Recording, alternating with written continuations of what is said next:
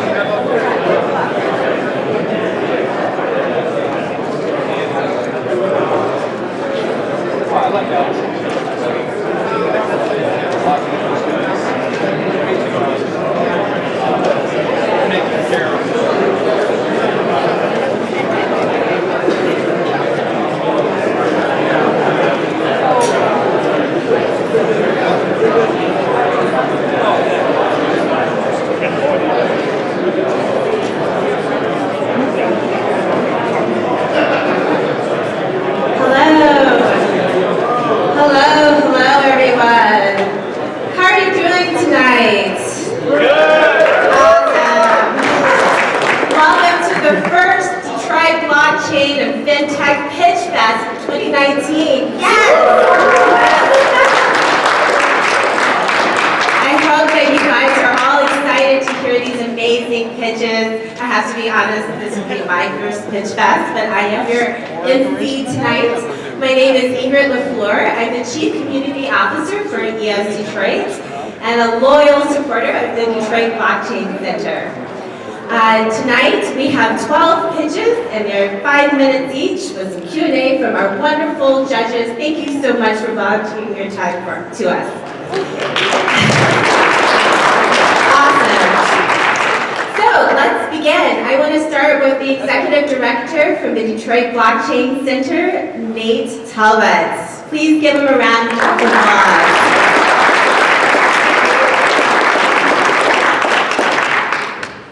Thank you, Ingrid. Thank everybody for coming out tonight to, as Ingrid said, our first hopefully inaugural Detroit Pitchfest competition. My name is Nate Talbot. I'm the Executive Director of Detroit Blockchain Center, one of the founding members. I just want to give you a real quick overview of who we are and what we do. We are sort of the natural extension of the blockchain community that's been growing in Detroit since 2013 or so. A bunch of us got together as the elder generation was moving on to other things like investing and becoming rich from holding. We decided to try to take it to the next level and not just talk about what the finances are, but start focusing more on the technology aspect of it all. So our mission is to advocate for blockchain and distributed ledger technologies across Metro Detroit. So in the city, the surrounding areas, includes mostly Southeast Michigan, is where our main focus is. We want to drive new businesses and startups that are related to Detroit, blockchain-related events here to Detroit. We have the infrastructure for it due to the big three. We're on the international border. New York has finance, San Francisco has Silicon Valley, but we actually have use cases.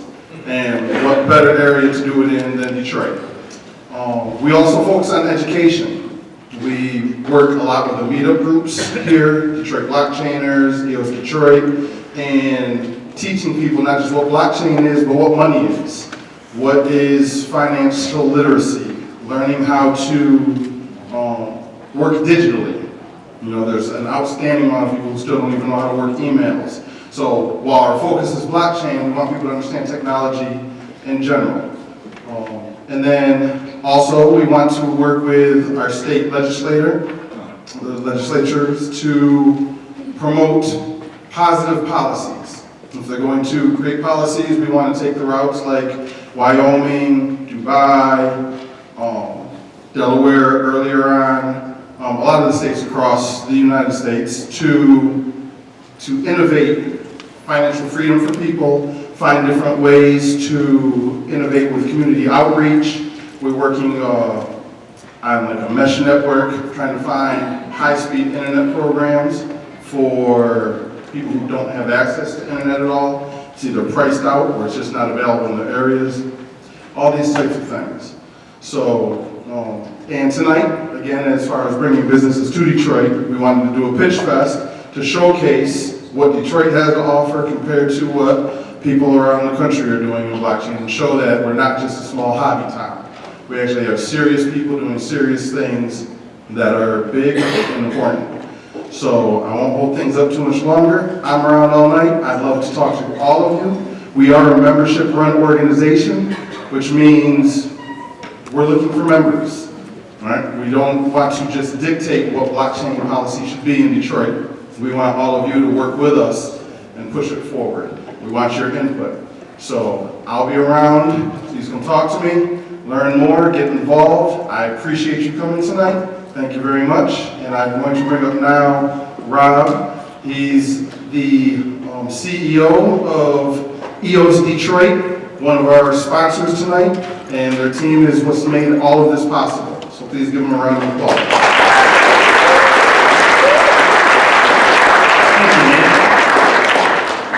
Please bear with me for 1 minute.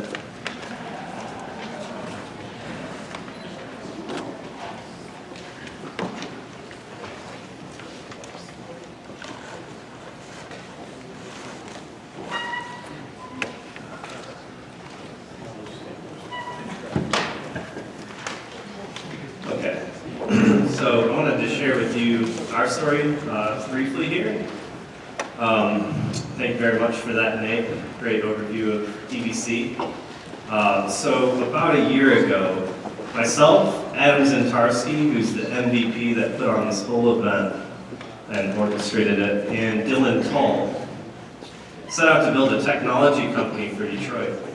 We wanted to connect our community to new opportunities on the next wave of technological innovation on the internet. So we started a block producer campaign for EOS, tasked with serving the EOS network and ecosystem as a paid technical steward and contributor. As such, I believe it is our duty to teach our community about the new internet and the new business models and coordination frameworks available. These new structures, sometimes referred to as decentralized applications, or decentralized autonomous communities or organizations, are the soul of blockchain. Magical webs of people, open source code, servers, companies, and value existing online using tokens encoded with utilities and functions to fund and grow their business. EOS itself is a global DAO, which provides a home for decentralized applications to run on it.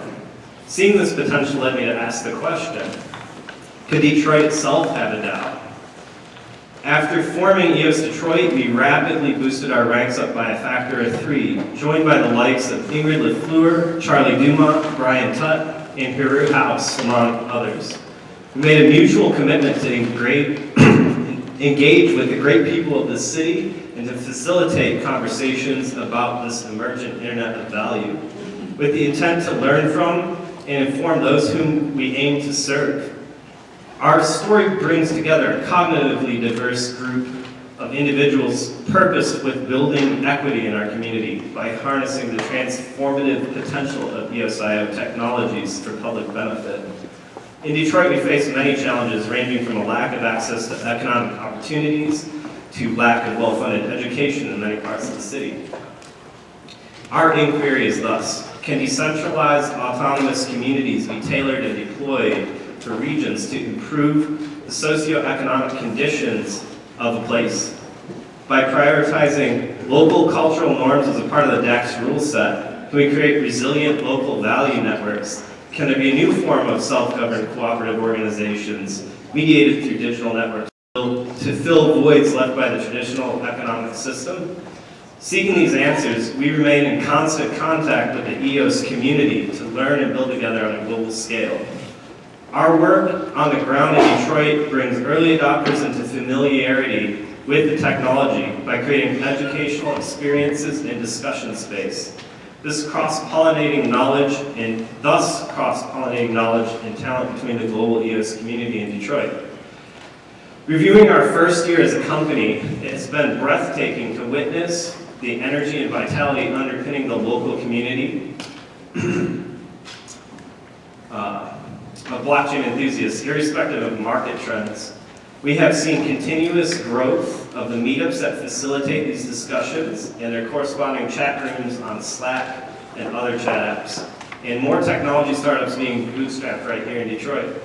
I want to express my utmost gratitude to the EOS Detroit team for joining me on this adventure and for their effort producing this event.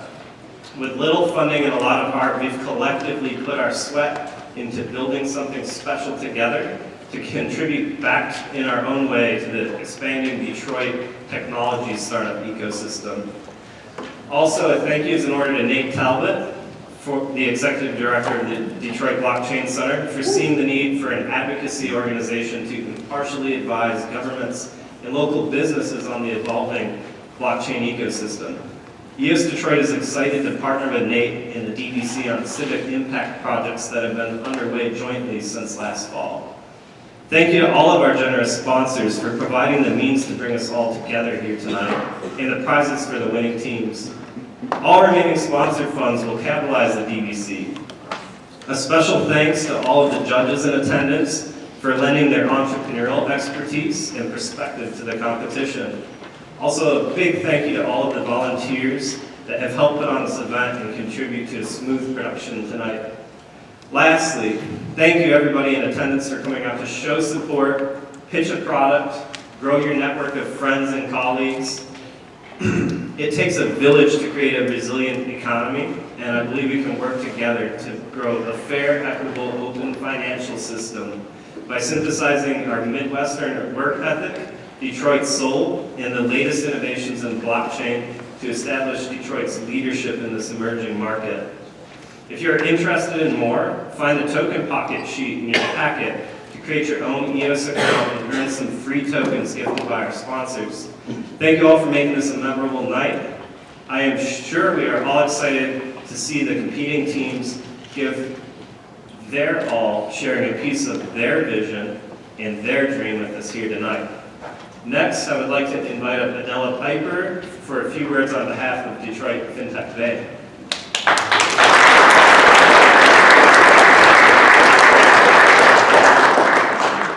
Hey Welcome. On behalf of the Fintech Consortium and Detroit Fintech Bay, who's delighted to be the sponsor for this inaugural Detroit Blockchain and Fintech Pitchfest event, welcome. We too are very excited to see and hear pitches and just in general to learn more about what is happening here in Detroit as it relates to Fintech. As such, the Fintech Consortium and Detroit Fintech Bay are also excited to be represented tonight on the panel of judges by Ken Creech, Chief Enterprise Architect at Blackstar Bank, and Thomas Pakia, formerly Director of Blockchain at Fidelity and now the founder at Hodl Capital in New York City. I told you I'd be brief, so that's it for me. However, I do want to use this opportunity to show a preview of the upcoming Detroit Fintech Bay Incubator and Hub, which will be opening in Detroit very soon.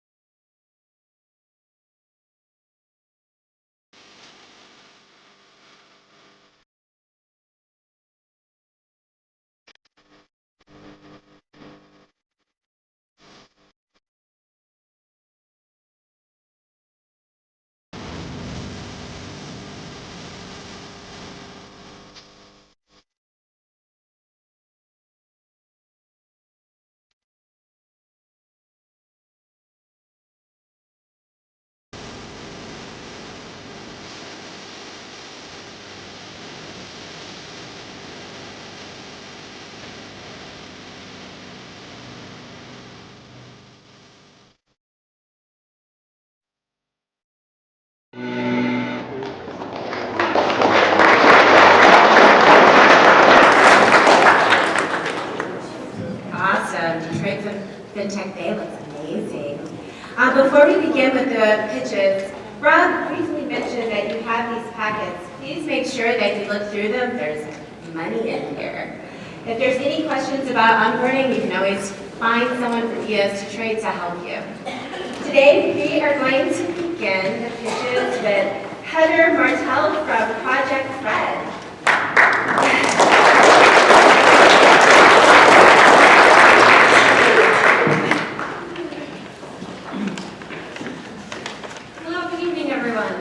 Thanks so much for having us. Thank you, Rob, for inviting us to be here very much. I'm here today to tell you about Project Fred, and you can find it here.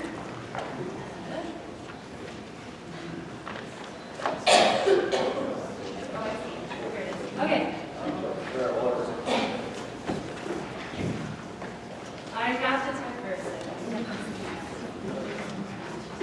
There we go. I just want to show you. Okay.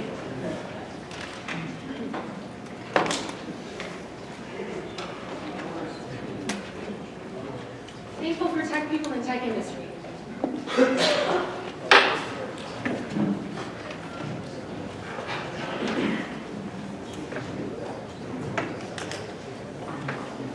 Alan will actually start out by telling you the story of Project Fred. Why is it called Project Fred? That's a very strange name, some people say. So the whole story of how our company was started was I personally commercial real estate. I'm Heather Martell, the COO of Project Fred. I have Mustafa Ghulam, who's here. He's the CTO of our company.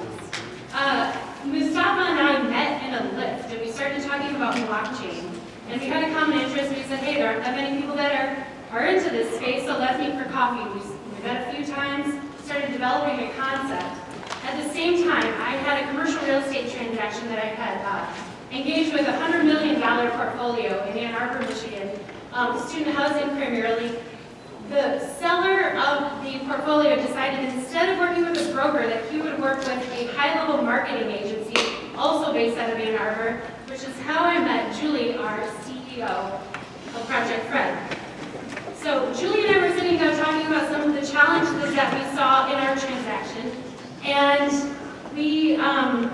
I told her about a blockchain conference that I had been to in Los Angeles, the Crypto Invest Summit. Actually, I'm gonna have, here we go. Okay, so Julie and I were sitting down talking. We were talking about the set of challenges that we saw. We saw proof of funding was an issue, bank deadlines, broker circumvention of contracts, property valuation. We had property management challenges, transaction title costs, and lack of transparency throughout the entire transaction. Of course, I don't know how many people in here. Can you show me how many people are in the real estate sector in this room, just to get a feel of the audience? Okay, about 10. So you know how many challenges there are with transparency issues and legitimacy. So as we were talking, we said, why don't we incorporate blockchain into these uses to provide security of transactions and ease of transactions?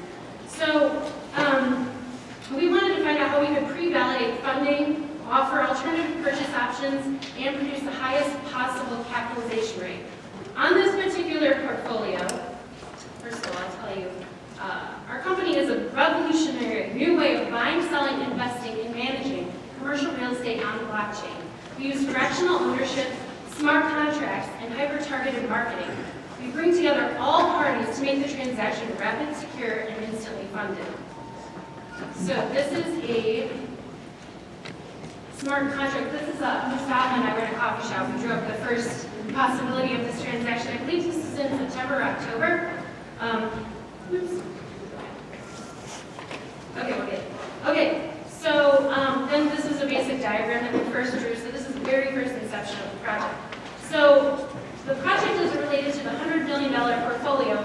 We realized that we could create smart contracts to tokenize fractions of the portfolio. We had 16 offers. The seller wanted $100 million. The actual valuation was about $88 million. So what we said is we could take these 16 investors who are willing to purchase the entire portfolio, fractionalize it, and offer it to them so they could purchase whatever percentage they are interested in buying, rather than breaking it up into individual pieces. So we figured we could sell 1,000 parts worth 100,000 each, and you can purchase as many of those as you would like. So without getting into too much detail, we realized that the smart contract could provide verified funds and could be automatically executed once all of the requirements of the smart contract are met. So we had a challenge of the property management and how do we provide control or decision making for these properties. So we created something called a BOA, a Blockchain Owner Association. So this is similar to an HOA. Investors and owners of this portfolio have the option of buying into a voting type structure so that they're able to determine the outcome of their investment. If investors would like to remain silent, that's completely up to them. So we have 3 stages that we're working in. The first is projectfred.co is a powerful platform that's basically a brokerage platform. We have our tokenizing and smart contracts, and then a major issue that we're seeing is mass adoption. Most real estate investors and brokers are not aware of blockchain, so we're designing a whole education platform that provides the opportunity for education within the industry and helps promote that mass adoption. The second phase will be our Blockchain Owners Association, and the third phase will be our Fred Exchange, which is the option to trade these tokens, these securitized assets, on our platform and purchase additional after 1 year. So there's a 1 year vesting period. So Fred Connect is the social platform that we'll be exploring down the road. Time? Okay. So basically, here's just a couple of little diagrams. I apologize. You can have more information by checking out projectfed.co. But I have Ms. Stopping here to help answer any technical questions or any other specifics that you might have. Great, are there any questions?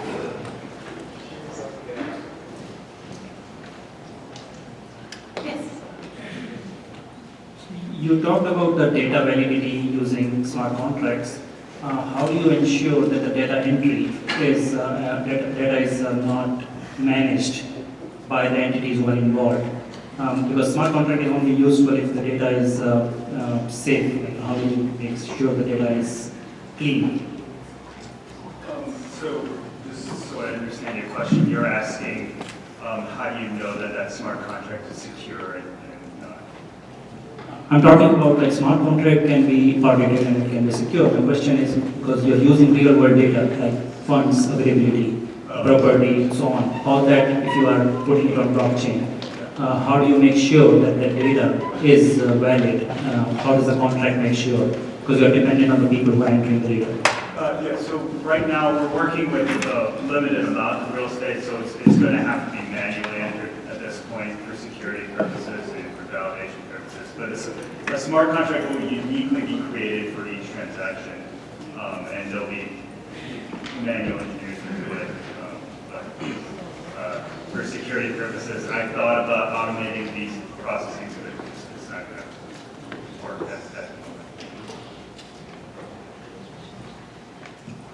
Can you briefly touch on the hyper-targeted marketing module?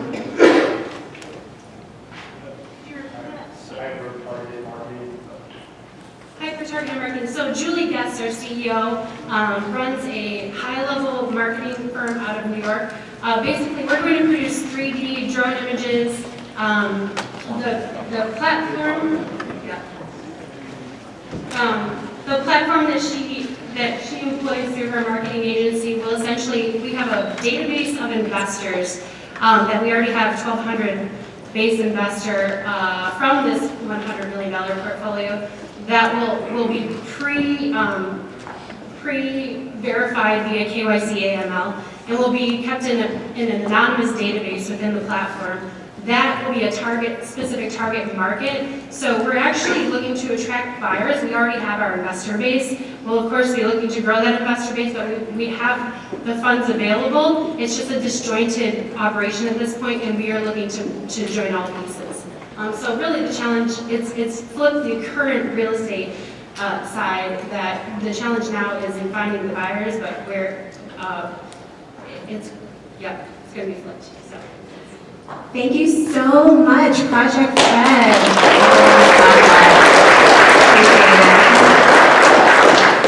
So next we have Mark Ansteed with Project Hydro. Woo!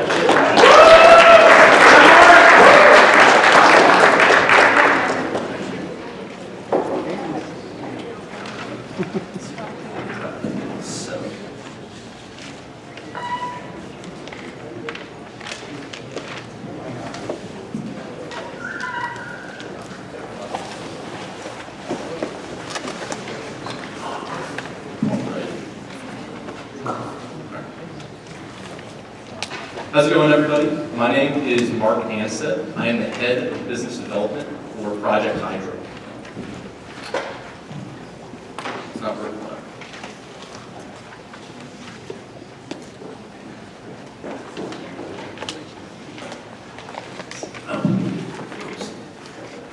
All right, there we go. All right. So Hydro is a decentralized ecosystem for financial services. And this consists of smart contracts, APIs, DApps, which is a decentralized application, our DApp store, and of course the Hydro token. All of these products are free for businesses to integrate and for developers to build upon. 6 phases of our project are as follows. Try not to get them confused with the weather forecast, but they sound a little bit familiar. It starts with raindrop, snowflake, ice, tide, mist, and hail. Let's start from the top with raindrop. Raindrop is an authentication protocol. You might be familiar with Google Authenticator or Authy. Those are the two well-known 2FA solutions out there right now. They're pretty much mass adopted. Raindrop, on the other hand, works in the opposite manner. And the way that it functions, in terms of its technicalities, it helps to prevent the user from being hacked on their account when they're logging in. It can help protect from SIM swaps, as well as protecting the end user from phishing. Snowflake is our second phase, and that deals with digital identity and the management of those digital identities. Now this can be revolved around KYC and onboarding users, as well as simple as building a game DApp, where you have monsters or card games, and you can tie your digital identity to the ownership of those items.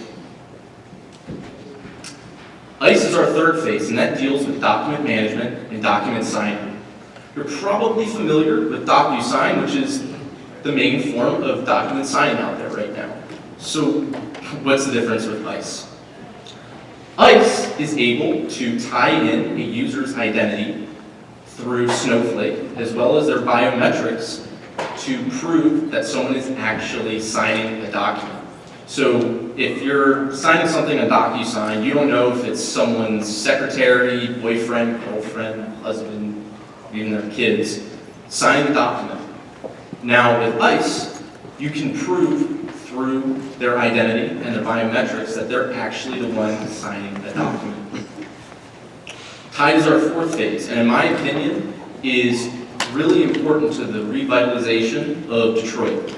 It deals with recurring payments or subscription payments, invoicing, gift cards, interest, mortgage, savings applications, and even payment, like person-to-person payment solutions.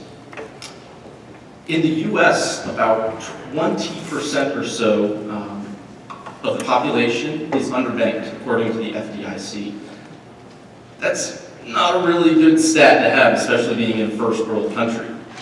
Now with Tide, you're going to be able to give access to banking and those services to people, not only in the US, but people all around the world, to have access to those banking services and become a bigger part of the economy and the world. Mist is our fifth phase, and that deals with artificial intelligence. With Mist, you're going to be able to build and deploy artificial intelligence applications onto any existing system. So this helps businesses and organizations get more data from their current business practices and be able to become more cost efficient. Hail is our final phase, and a fun fact about Hail is it was brought on by one of our community members, and we decided to take it into fruition and make it part of our roadmap. This deals with security tokenization. So basically any business, whether it's an SME or an MNE, can go and create their own security token, and they will be able to deploy it on our fully compliant security token exchange. Now, all of this is going to be able to be fully compliant because of Snowflake, which deals with the management of digital identity. So we can do all of that KYC and work with KYC providers on that.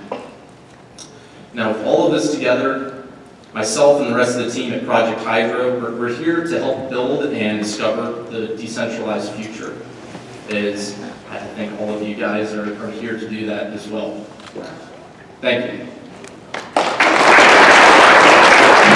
Thank you so much. Do we have any questions?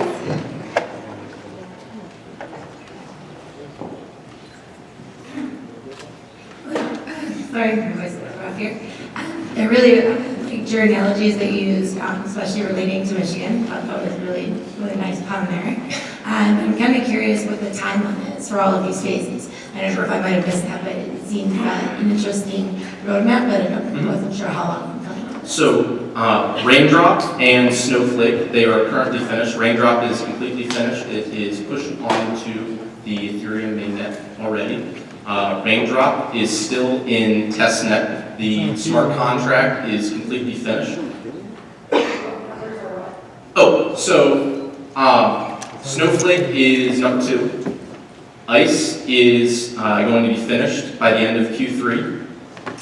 Ice is going to be finished by the end of Q2. Tide is going to be finished by the end of Q3. We've already started building different smart contracts for Tide. We have developers all over the world that are helping to build those smart contracts, and that should be done by Q3. Mist should be finished by Q4, and the same with Hail.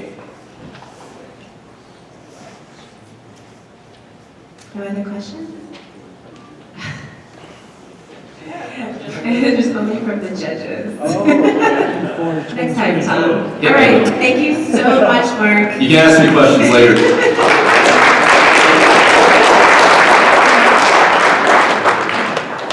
All right, we have Chris Goldstein with Crypto Cans.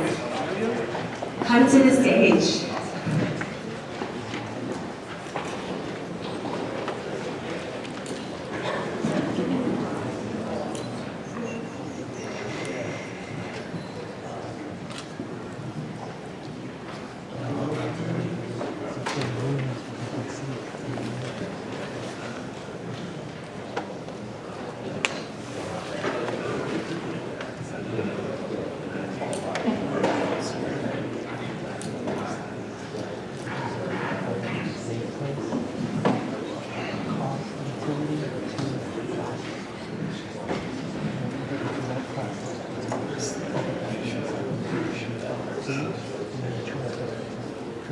All right, I thought I had a little video gonna be some music, but so hopefully we'll get the same excitement.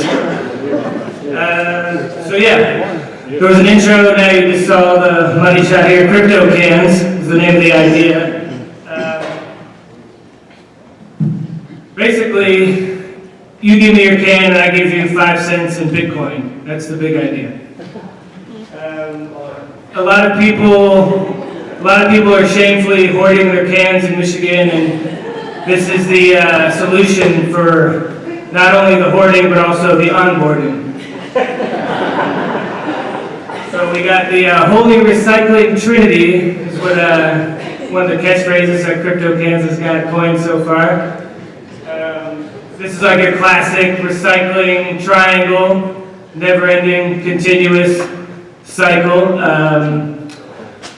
Let's see, we got the community, which is also you, the environment, which is the recycling part, and the investment, which, could also be, somebody jumping from never investing their money, even in stocks, and now you can start dabbling in crypto and in stocks. I want this to be a fun thing and, sort of a club atmosphere at first.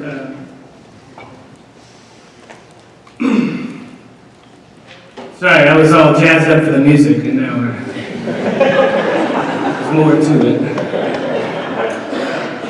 This is the numbers part of the presentation here. These numbers kind of surprised me a little bit when I first started looking into this idea. Basically, $400 million in USD is given back to the consumer every year in Michigan. $30 million is unreturned. And now legislation changes over time, and some of that money goes to programs for the environment and good causes on paper. I can't trust anybody in politics in Detroit, but there's $30 million of cans that people are not returning, and a good amount of that money goes back to evil corporate bottlers as well. People that make you drink beer and soda all day.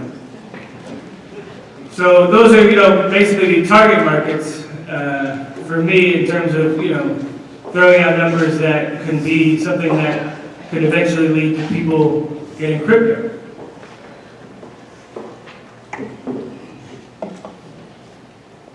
Michigan gives 10 cents per can. That's not what everybody does all over the country. So I think, obviously it's relevant to the Midwest. There's people that, do the Seinfeld thing and drive in from Ohio, and, that happens. So, the 10 cent thing is not to be slept on here. 5 cents going to me, or, Crypto Can's family, and 5 cents going to you. And crypto is, providing a service to where ultimately you might have just thrown it away. I mean, this is basically, supposed to be making recycling fun and relevant. The next one, continuing on that relevancy, is the PR angles. What is Metro Times going to say about this? There's a lot of FUD out there with Bitcoin being bad for the environment because of mining. Obviously this has a good pro environment. Avoiding fines and jail time. If the cops were going to check your garbage, you could go to jail for throwing out cans, which is an actual law here. Making recycling fun, obviously. I get to come to your house, take your cans, give you some investment advice, tell you what parties to go to. This is the early phase. I think, there's a lot of my friends that obviously want to get into crypto, but they've seen the boom, the crash, and now, everybody's just a little bit scared, so this is a good way to get it started without having to spend actual USD, it's obviously you're paying a little bit of a fee here, but it feels like you're getting something for nothing. Community building here in Detroit, we've already got a lot of cool, IRL meetups, and there's a lot of fun crypto meetings. I've met some of the smartest and most productive people by going to random meetings here in Detroit, and I encourage a lot of other people to come with me, even though it's not a raging rave at TV bar. I think there's a lot of good local partnership ideas. That was another thing with music was going to keep me on time. Without the jokes. More investment advice, execution, pickups, payouts, wallet platforms, how to figure it out. And then what would I do with the funding? Pickup, collecting, social media, graphic designer, staff, and then scaling them. That's me in a crypto cave. Do your own research, obviously. Awesome. Thank you. That was a lot of fun.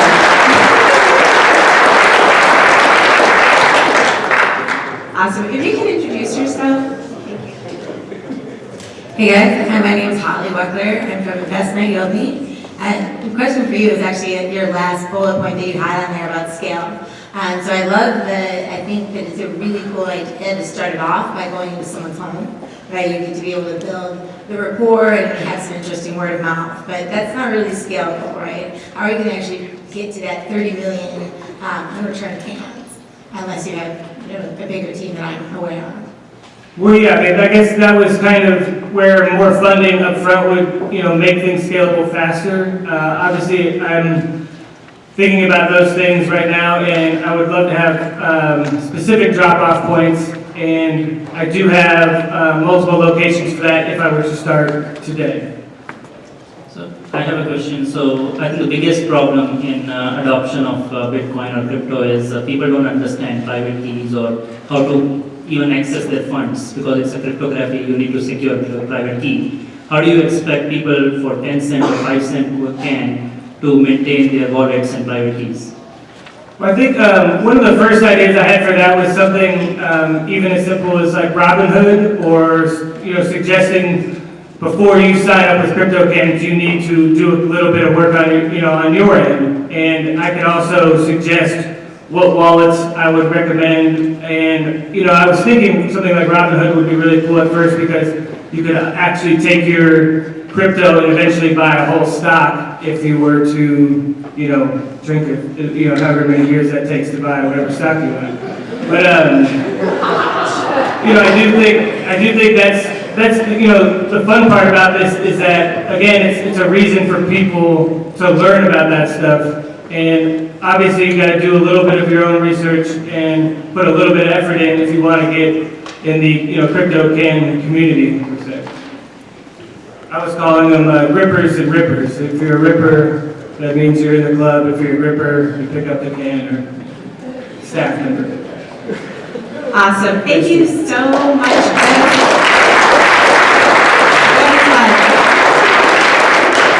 Awesome. Are you guys having a good time? Good. Awesome. So next we're going to have Josh Kreitz come and talk about DAO.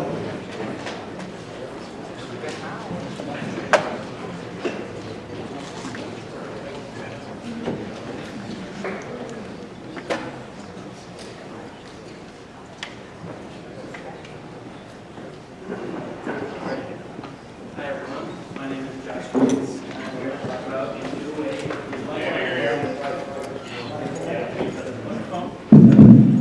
Gotta get closer. So hi everyone, my name is Josh Kreitz, and I'm here to talk about a new way for people to organize productively. Currently the code name is mmix, and that's just a scientific name for an ant species. The problem is coordinating people is difficult and expensive. Laborers and employers searching the marketplace for work takes time and energy, and individuals have blind spots as to what they actually need when they're shopping. There are high transaction costs to hiring and coordinating labor, and legal processes for dispute resolution is expensive, and middlemen take fees at every step in the process. Organizing into firms adds value by organizing information to reduce search and transaction costs, but only exists when market transactions are more expensive than a firm's internal coordination costs. So the world today has changed in that lowered market search and transaction costs have reduced the need for firms, and this has given rise to the platforms that we know today as Amazon, Uber, and Freelancer. And this has promoted a gig economy. And a gig economy has problems in that it's hard for individuals to coordinate in these networked markets, and it makes it easy for platforms to extract disproportionate value. I want to create an organization that puts people first. This rise of networked markets, like Freelancer, decrease market transaction costs, but they bring a host of problems with them, such as hyper-competition, eroded workers' rights, and short-term income cycles, which is not good for people. I want to bring about the rise of the networked firm, which is brought about by decreased coordination costs, and will promote organization into communities of meaning with shared purpose and learning. And this will foster community, stability, and security among participants, which is a better way to coordinate.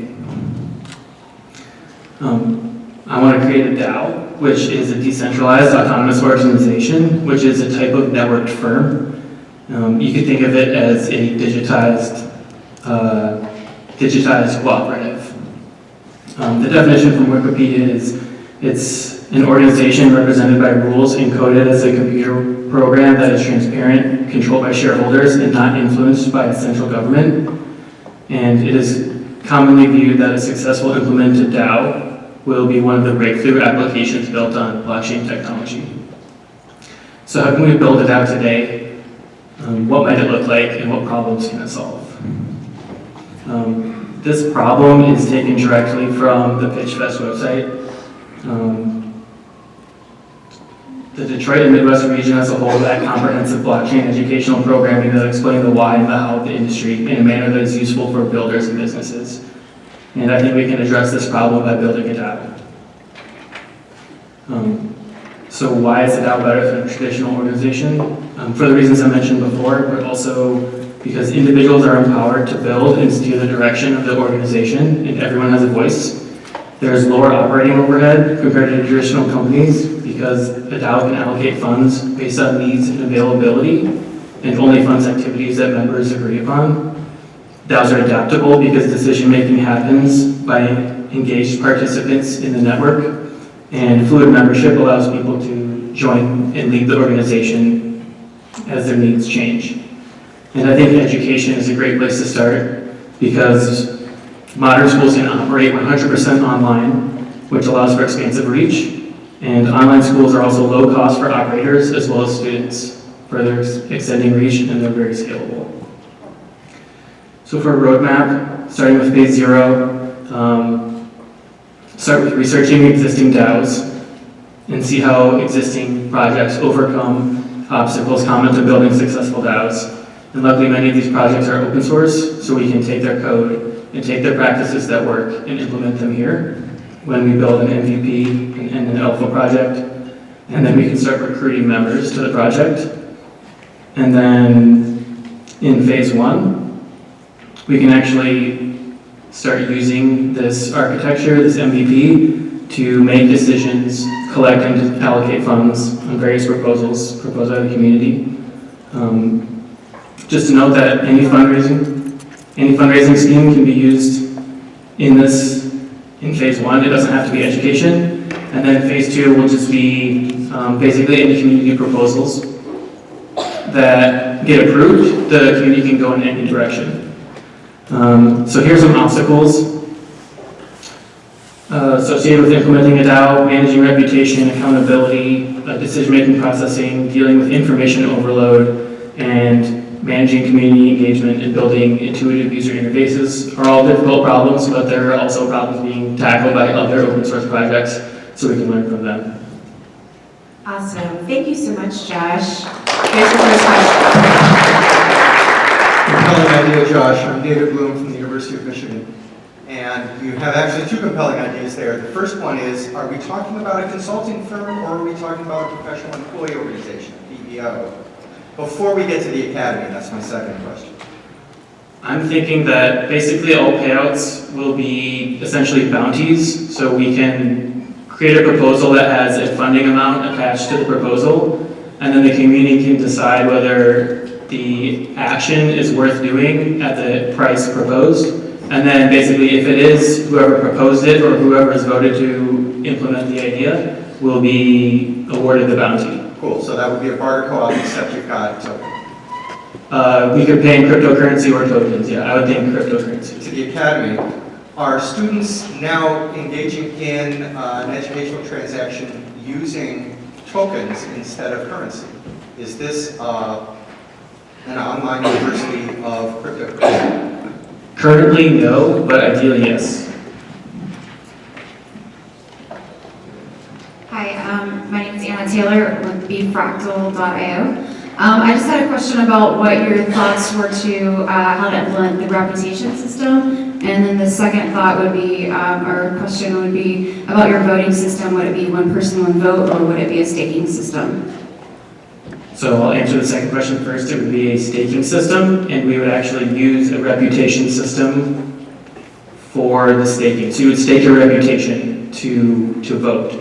And the way we would distribute reputation would be basically if you complete proposals, if you do work for the organization, then you earn reputation in the organization. So essentially your voting power increases with the amount of work that you do for the organization. Hi, I'm Thomas from Hodl Capital. Ethereum is the blockchain you're building on? Yeah, the projects I've been studying most are on Ethereum, so forking those would be on Ethereum. It would be a fork or would be built on top of Ethereum? So I'm looking at DAOstack mostly right now. DAOstack is implemented in Ethereum smart contracts. Got it. How do you think about protocol risk going forward? I mean, the scalability of Ethereum has always been an open question. Switching to proof of stake is kind of like a spinal transplant on a teenager. Yeah.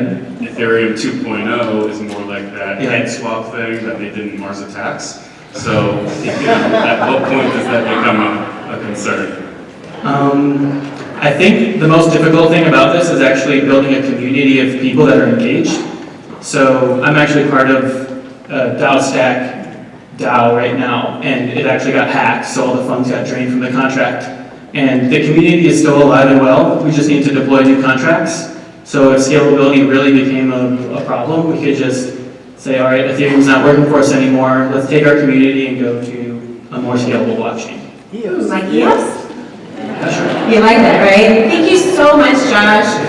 Appreciate it. Go ahead. culture and the digital age continue to grow and expand, more and more... Privious. Enjoy.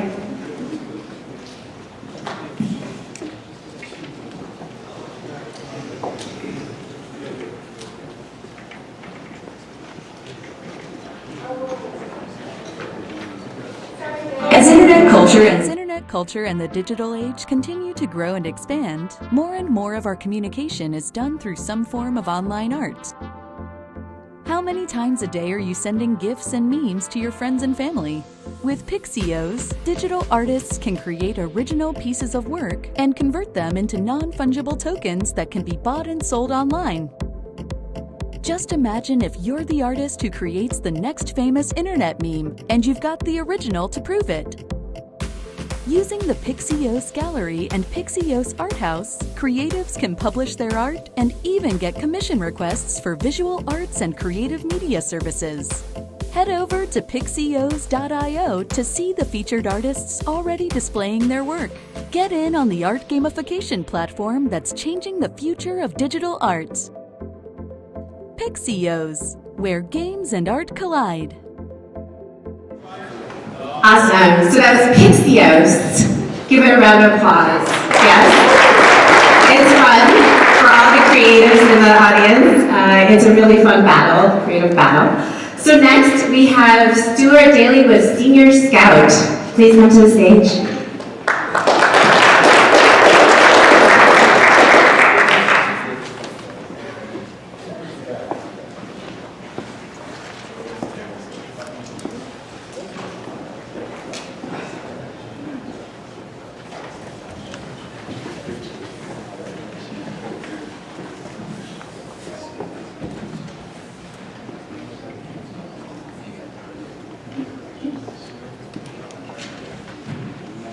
Good evening. My name is Stuart Daly, and I'm here to introduce Senior Scout. Senior Scout aspires to be the most robust search tool for matching seniors with housing.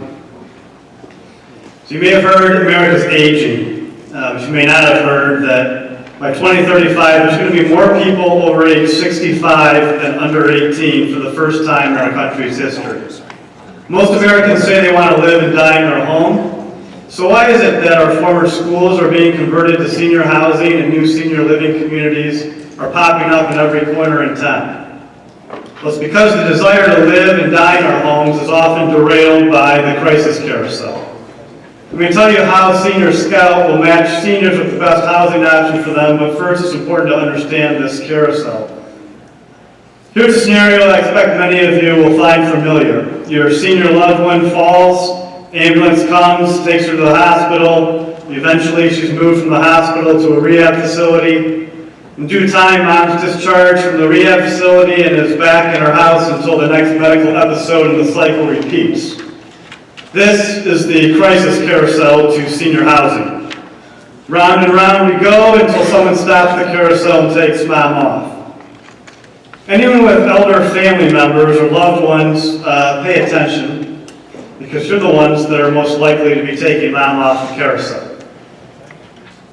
Your intervention is significant and it is stressful for both you and the senior.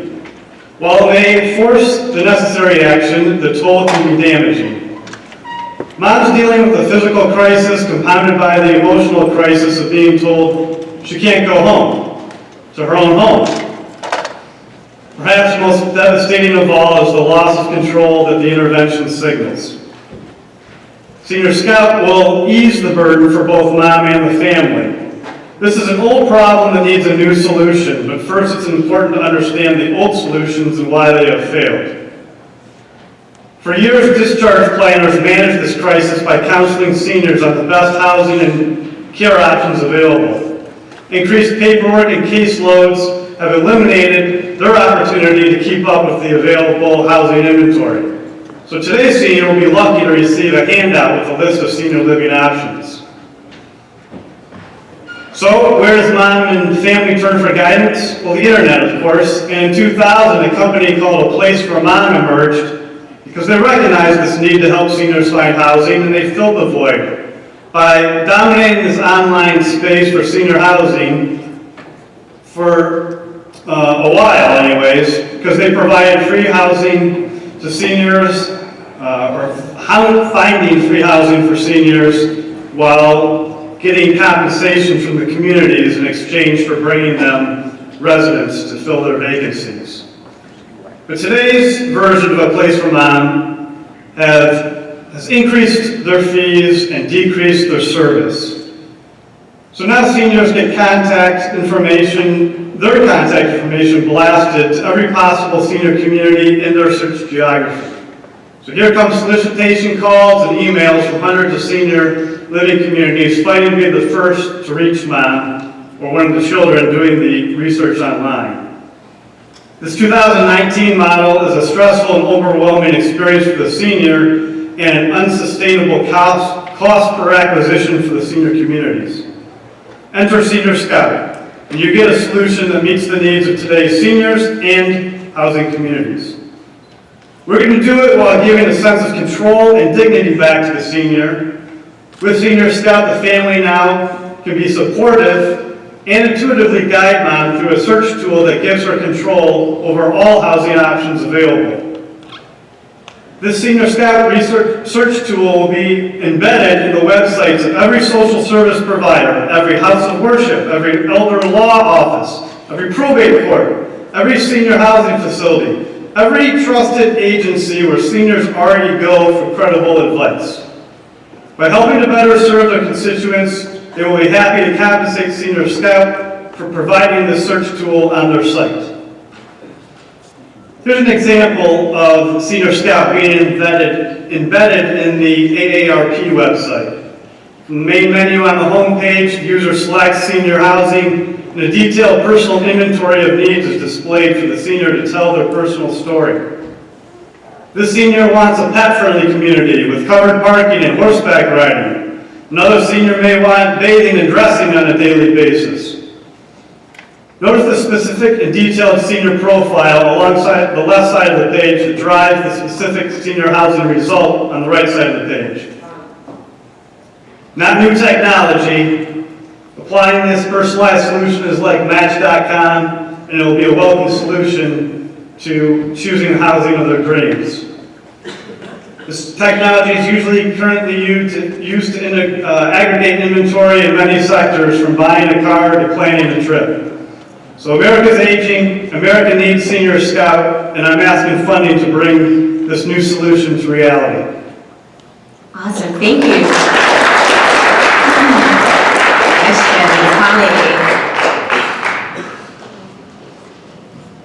It's Holly from Investment Yogi again. Stuart, I really like your idea. I think you're hitting on a really important area, and I might just telling. One of the judges here, one of my friends last week, just ran into this. Her grandma fell down. She thought she should call her. She didn't. By the time she got there, her grandma had been there for 2 days on the floor. The things you could imagine, nothing that anyone wants us to think about. I love the idea how you said you would be on all of those websites, but you didn't explain how. Like, how are you're going to be embedded into their search tools and all of those places. What's your plan of attack to execute that? Yeah, that's where I need you, right? So that's why I'm looking for an investor that has a strategy, can help me develop the strategy. I don't even have an MVP built at this point. So I need to get that built to show that it works, to be able to attract and, yes, develop a plan. I need to understand how to acquire the data. I need to understand how the market penetration expectations will be, and I'm looking for people that are able to help me penetrate that market. Hi, my name's Anna Taylor of befractal.io. I guess you kind of was answering what I was going to ask, is how you plan to integrate with any blockchain technology at all. Are you have any thoughts on that? Are you planning on keeping the records on there and being in one data management? Or just what were your general thoughts on that? Thank you. My general thought is I feel like I'm the halftime show to the rest of the game that's being played here tonight. I have no idea what you guys are talking about when other presentations. But I'm hopeful that I'll at least create some interest for my idea, and I can learn about blockchain. The things that I do know about blockchain excite me, and that's the transparency and the way of getting to people, and that's really the intent here, is to be able to reach people in today's world and tomorrow's world and help make a crisis a manageable thing to navigate easily. Awesome. Well, Stuart, I would like to invite you to our workshops and events. We have them monthly. Thank you. Thank you, Stuart.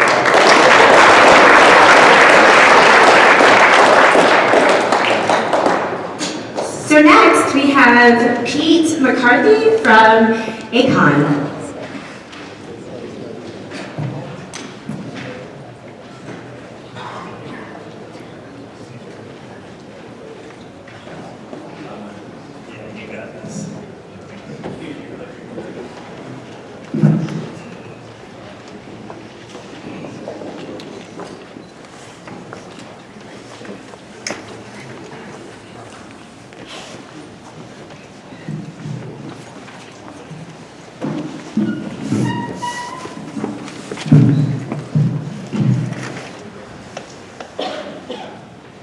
All right, hello everyone. My name is Pete McCarthy. I'm with Icon. I first just want to say thank you to EOS Detroit for inviting me out to come and show our solution today. I'm actually have roots in Michigan, so when the team asked who wanted to go to Detroit in the middle of winter, I was like, yes, I want to go. My mom grew up here. My grandparents migrated to here and lived in Hamtramck, so I love Detroit. So what I want to show you guys today is something I'm really excited about. This is, I'm not going to show you slides, I'm going to show you a real product. Icon has been working on this solution. We've been in the blockchain space for about 2 years. We do a whole bunch of different things, but we have a solution today that really is meeting critical needs for dApp developers that are out there. There's really a problem, and some people have touched on it today. If you have a dApp, you build a dApp. It's difficult to build a dApp, so those of you who are just starting out, it's a very difficult process. We wanted to help that. But once you actually build that dApp, what's even more difficult is actually to bring real users onto your dApp, right? How do you get your mom to use a wallet? So what I'm going to show you today is a solution that does that. So this is one of our early partnerships with one of our first customers. This is Everpedia. It is basically Wikipedia on the blockchain, on the EOS blockchain. We love EOS, by the way. This is all on EOS. So what I'm going to show you is we're going to go in and log in. So this is the solution. This is what people see today. And this is before we came along, before we integrated. This is what you would have. You would go to log into Everpedia. And it asks you to log into Scatter. Scatter is the wallet that almost all EOS apps use today. And when you go to download it, it takes you to the GitHub page. So right here, you're probably going to lose mom. If you don't lose mom here, after that, it's going to ask her to create some public-private keys, and then it's going to ask to send some EOS to an account. It's very, very difficult. So here's what we do. And by the way, we love Scatter. Scatter has contributed hugely to the ecosystem. We're built on top of it, so we love Scatter. So we are going to log in with Twitter. So instead of doing that, we come in, we log in with Twitter. Now, I've already actually logged in on this account, but so I would have done my OAuth process. But here it's just asking me to basically put in a PIN. I enter my PIN. Now it's creating a wallet on an EOS blockchain. All right, there we go. Now we're ready to go. Now it's logging us into the Everpedia app. And you will notice here, this is my name, and actually if I had an image here, I would have brought that across as well. So it gives you a real name for the user. Now I'm on the Everpedia app. So this is a really easy solution. I want to show you here, we actually have, so you actually have a dashboard. So if you're a dApp developer, you can see all of your users that are being onboarded in real time. We have a beautiful We have a beautiful dashboard. We're building more metrics in so you can actually see who's active on your things. It's like real things that real app developers need when they're building apps so they can see users as they're coming on. Beyond that, we're actually built on top of one of the things. If you're building on an EOS app, you're going to hear Transit API. Transit API is a layer that actually integrates to all the different wallets out there. So we built a React component that wraps Transit API, so it's the easiest way for an EOS developer to actually integrate Transit API. Shout out to EOS New York who came up with Transit API. So this is a little video that just shows, these are all the different auth providers that you can use. We have, as you can see, we have Facebook, Twitter, GitHub, Twitch. We have 3 different auth providers from China, actually working on WeChat right now, that's really difficult. We have Google, and we also integrate to Scatter. So what's really nice about this is, once you integrate with Transit API, this just shows you this is a sample app that developers can go in and they can see there's an API. All this information comes across from the wallet, makes it really easy to bring this all into your app, to have actual users' pictures. You don't have to have them upload anything, they're just there because they come across from the auth provider. And if you want, you'll see that we have the Scatter and the Ledger integration that came across from the Transit API integration. This is literally will save you weeks of development, so if you are trying to onboard users into your EOS app, please get in touch with us. We will save you a lot of time and a lot of headaches.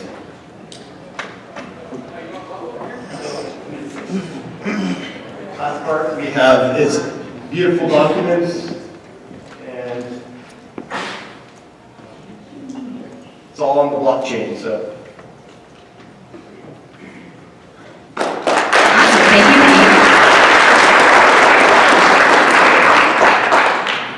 Great product. Brian Tutt from EOS Detroit. How do you target developers to use your services?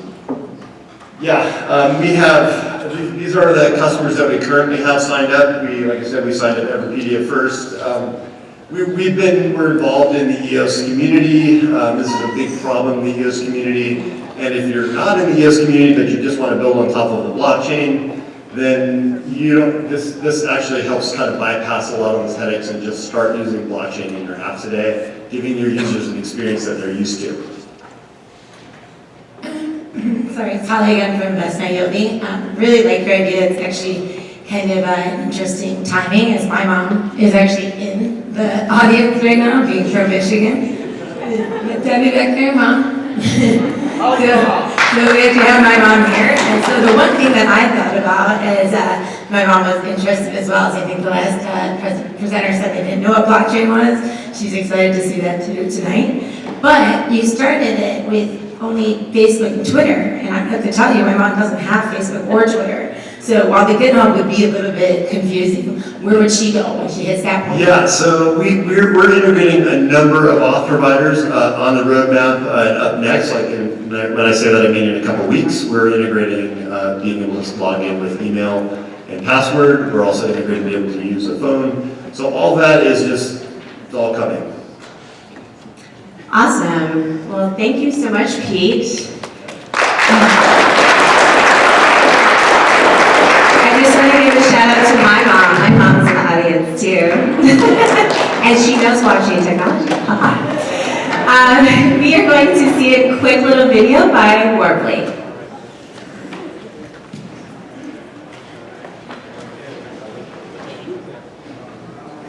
Blockchain innovations are disrupting a vast array of industries. Your industry could be next, and not all businesses are going to be able to adapt. Is your business ready? You may have good developers. You may even have a killer app up your sleeve. But blockchain solutions require infrastructure and lots of it. Costs can quickly get out of hand, and that just for testing. How about your users? Converting fiat to crypto, dealing with exchanges, managing wallets and private keys. Each step they take on the path to your solution is riddled with risks and complexity. Users need simplicity and ease of use. Warbly has you covered. an enterprise blockchain platform that seamlessly brings together users, developers, and businesses. Warbly provides a fully programmable blockchain ecosystem for developers to build and deploy their dApps. Layers of pre-programmed functionality built on the EOS blockchain framework provide developers with a frictionless digital playground, along with intuitive user interfaces. There is no need to build out mining and network infrastructure. Simply pay for computing power, data storage, and bandwidth as you need it, cost-effectively, all powered with the Warbly token. Warbly provides seamless user participation. Your users get a globally compliant, full-service financial hub for all their cryptocurrency needs, along with traditional banking services and offerings that they are used to, such as funds transfers, checking and savings accounts, wire peer-to-peer, payment processing, debit cards, and more. With a single account, your users can store, buy, and trade their digital assets. They can fund their account, immediately trade and exchange any cryptocurrency, interact with your dApps, and can withdraw back into fiat at any time. Warbly is not just building a community of developers and users, we are building an economy. Visit warbly.io to sign up and find out more.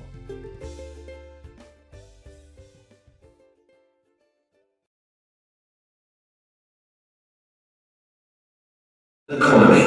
Visit warbly.io to sign up and find out more. Yes, and thank you, Warbly, for helping to sponsor this event. Give it a round of applause. So next we have Gianni Del Vecchio from Liquid Clear. They're going to set up for a little bit. Good.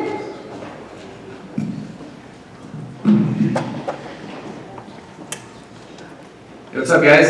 First of all, thanks for the opportunity. What's up, Jason? What's up, Dave? Thanks for bringing me out here from San Diego. I haven't seen snow since my dad was in the Air Force in Colorado Springs. We used to get blizzarded out of school, which was awesome. So now we have to go to school every day. No, but just want to say thank you. I use the appropriate hashtag and the trademarks and all the disclosures for my lawyers. Liquid Clear is a simple digital banking ecosystem that enables its users to send or request money to anyone in the U.S. by using only their phone number or email address. Now, I know there's a lot of apps like that, but we'll talk about how we're different. Users that sign up and qualify will receive their very own Liquid Clear Visa prepaid card, and they can use it anywhere Visa accepted and make withdrawals at tons of free ATMs. Financial services are still opaque and costly. We built a lightning-fast digitally connected ecosystem focused on transparency, simplicity, and affordability to its end users. So Liquid Clear, it's all about liquidity and transparency. Millennials, we feel your pain. We call these the poorly banked, not the underbanked. Our app works for underbanked too, but there's 90 million millennials and there's a lot more of them than there are unbanked. The average fee that you end up paying when you withdraw cash from an ATM, from one of my ATMs, I'm an ATM operator and have been for 10 years, so we'll get to that later, but it's about $6.50. You pay $4 plus $2.50 to your bank.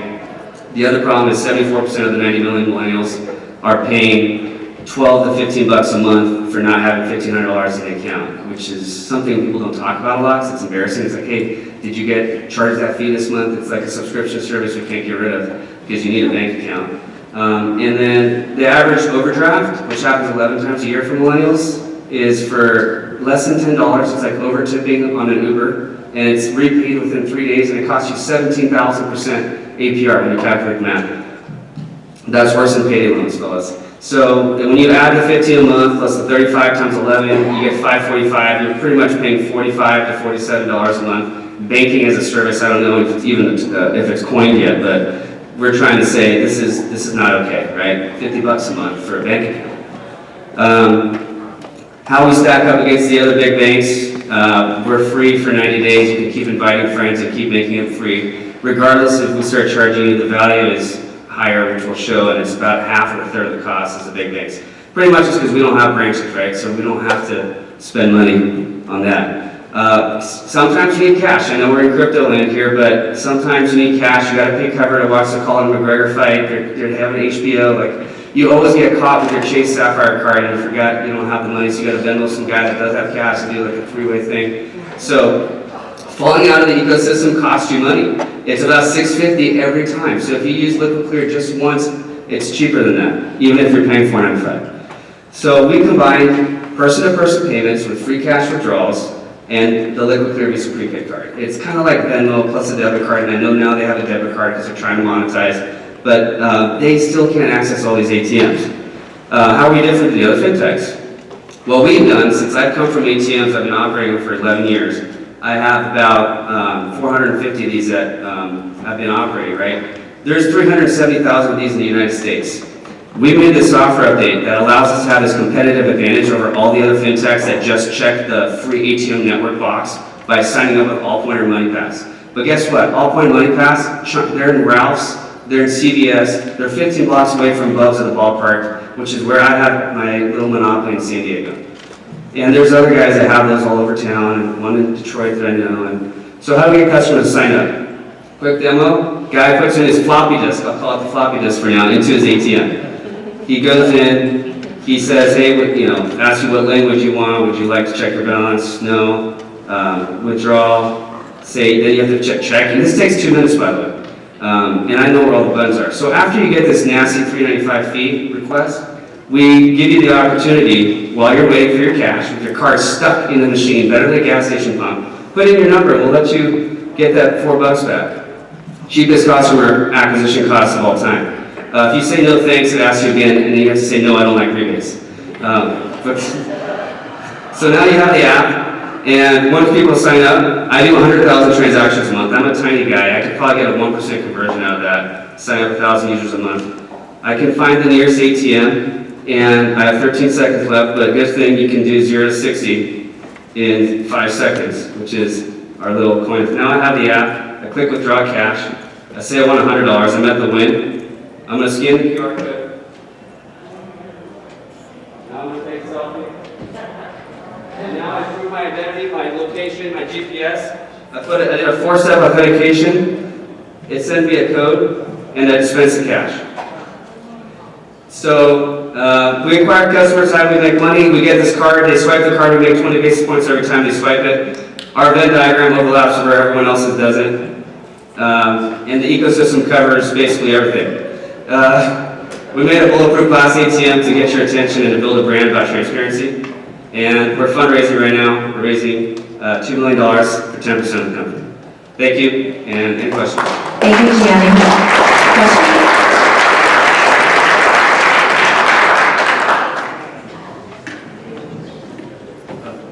Jason Razak from Benzinga. What's up? I remember when I met you a while back, I don't know why I remember this, but your ATMs happen to be in some of the St. California cannabis shops. I don't know why we visited to go look for your ATM, but we did find your ATM in the cannabis shop. My question is, I call them donut shops on the phone. My question is, there was nothing in here about that, you dominate some of those cannabis stores. Is that part of the play, to get your customer adoption, the millennials going to these cannabis stores where it's legal? We do happen to work with those that have conditional use permits from the cities, local governments, because, it's sort of a gray area. And yeah, we do plan on going into those locations. We do 90,000 transactions a month that are not in donut shops, if you will, per se. But I actually literally saw a girl, I'll say literally because I'm a millennial. This girl was in there one day, I was servicing the machine, and she's like, oh no, I don't have my debit card, right? So she actually had a Venmo card. She called her friend, her friend Venmo'd her, and then she used the ATM. But it's really funny because it took that one extra step. So the way that we built our app is that you can real-time fund your own account. And if you just need 20 bucks, a lot of people won't pull out $200 unless, if it's free, they'll pull out less, right? But yeah, we do plan on being there. A lot of those places do a lot of transactions, and it is a place where people need cash. So we're trying to make cash cool again, not expensive to get and hard to get. I have like 6 cards here, right? And if I go out with my friends at night, and I forgot that card because I just want to bring some other one, it's nice to know that you can always send some extra money to yourself. So yeah. Hi, Ken Reach from Flexar Bank. Hello. Good idea, and I guess beyond just deposit accounts and cash transactions, what other ideas do you have to take banking as a service? What other types of things do you look to take this beyond just the cash assertion? So basically, the cash part of it is sort of our Trojan horse into your wallet, right? the ATM industry was built on charging fees, and when the banks didn't have enough supply of ATMs, they allowed people like us 22 years ago to start owning and operating their own machines. To increase supply, and a lot of banks don't go into the impoverished neighborhoods or the low-income neighborhoods, so our industry is very vital. So that's why there's 370,000 of us versus 500,000 total. And as in the other slide, you'll see like Chase has 14,000 machines, but they have like 6 at a time sometimes, or 3 or 4. So we're in a lot more unique locations. So as far as pulling in the customers, what the app will do later is we're going to do personal financial management. You can tag people, places, and things, peer-to-peer lending, and we have our own currency system called Liquid Clear Currency. You can earn quids, and it'll actually gamify good financial behavior. And so we're just trying to do all those good things, but the only way I could see, or that I thought was a very good way into your wallet, was through this ATM ecosystem that nobody's touching. Finally, I'll mention it's very cost prohibitive for a bank, a fintech, to say, hey, we have this free ATM network. They're paying $2, $3 reimbursements to those guys. What I've gone around is I've made deals with guys all over the country, the ATM whales, if you will, owners. They have 2,000, 3,000 machines. And I said, hey, can we access your network? And what we do is we slice them in on the actual interchange income that we generate. So they have a direct incentive to add customers through their fleet. So everybody wins. The only person that loses in this value chain is the issuing bank of the person, of the card that they don't use anymore. If the guy was using Wells Fargo, he's using ours, that's the only person that loses in the ecosystem here. So. Awesome. Thank you so much. All right, thank you guys very much.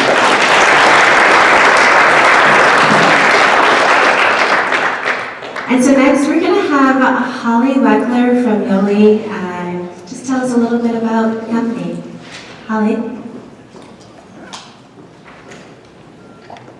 Hey guys, my name is Holly Weckler. As you guys have noticed, I'm a little bit eternally curious. I've had a few questions here tonight.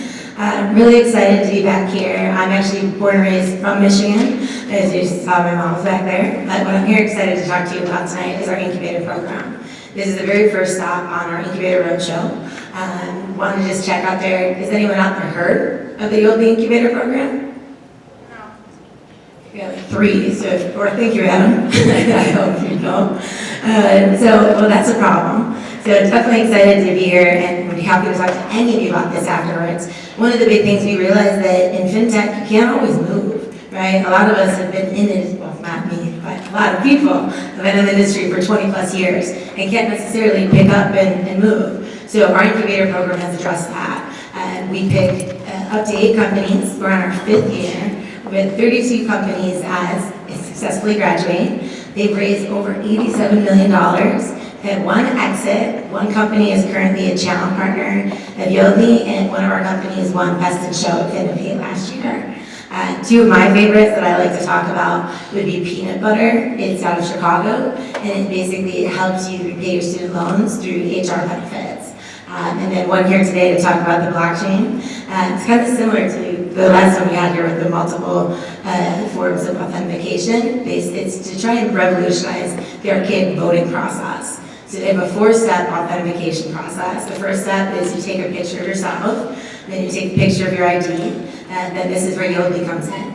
One of the big pieces that we can kind of help with in this area is the KYC compliance piece. So they use our product to be able to link to your bank account to verify that your names match the name on your account. So you're handling your know your customer piece. And the last step was actually on the blockchain, so you create a permanent financial ledger.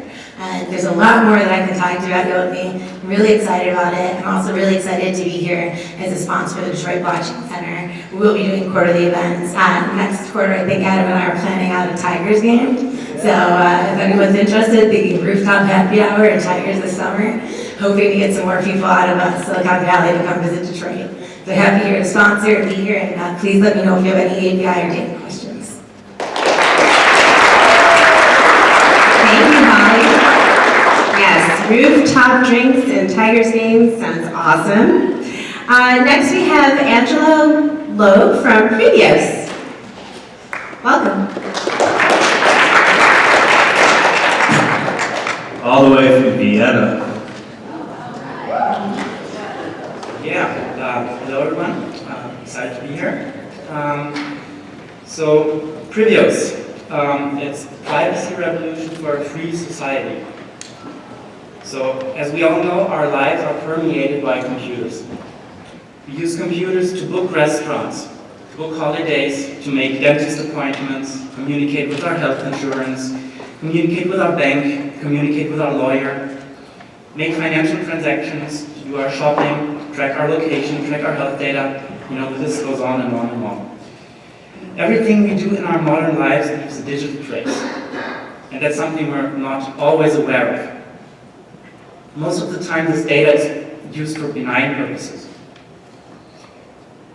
But all of these data points taken together can also be used against us. So Uber knows who we spend our nights with. Ashley Madison knew who we had an affair with. Equifax knows our creditworthiness. Amazon knows if we have a drinking problem.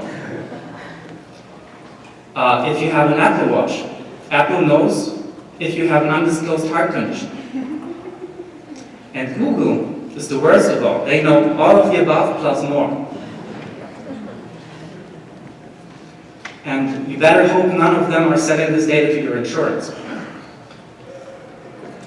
But even if they don't actively sell this data, data leaks are very common. And that's why Bruce Schneier said, data is the pollution problem of the information age. And there's now new legislation. So the GDPR, the European General Data Protection Regulation that came out last year, and the CCPA, the California Consumer Privacy Act. And so you in Michigan might think, oh, well, we're neither in Europe nor in California, so it doesn't apply to us. Well, if you have a website and if you're using it to sell anything, this most definitely applies to you as well. And this means all of a sudden companies can get sued and fined for misusing or mishandling customer data. And slowly, companies are starting to realize data is a liability. There's a total cost ownership of data that is higher than the disk space it occupies. And I mean, the solution is simple. Just collect and retain as little data as possible. Use strong encryption everywhere. But that's easier said than done. And this concept is what I would like to call zero knowledge services. You might also have heard the term privacy by design, which is a similar idea. And the idea is to use encryption for everything and to let customers own the data. And the idea is you can't get sued for data that you don't have. And Privious lets you do exactly that. So what is Privious? We're a decentralized cloud service with point-to-point encryption built in. Privious does not have access to any data that is stored within it. You, if you're an application developer, you don't even have access to the data. The customer has full control over their data. Access rules to that data are fully programmable. So wait a moment. So a lot of companies are making their money selling data. Can I still do that? The answer is yes, but only if the customer gives explicit permission. We have a privacy-preserving computation module that lets you extract anonymized data from a dark data set. But you're going to have to be transparent about it. And you better give users their fair share. There are already companies out there that compensate users directly for the data they generate. And it will be increasingly harder to compete if you don't. So what's our status? Where are we? So we're currently running on the testnet of the EOS blockchain. So our system's up and running, and if you're building an application on EOS, on the EOS network, you can start using it right now. We're already live.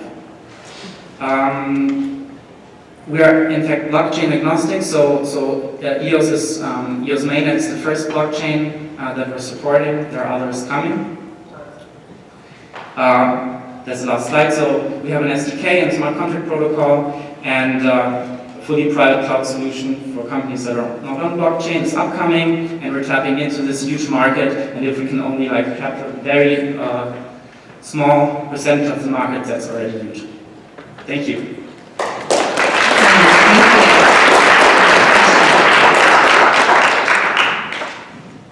Brian Tuck from EOS Detroit. You mentioned fair share. Can you define that? The consumer gets the fair share if their data is sold. Can you define that?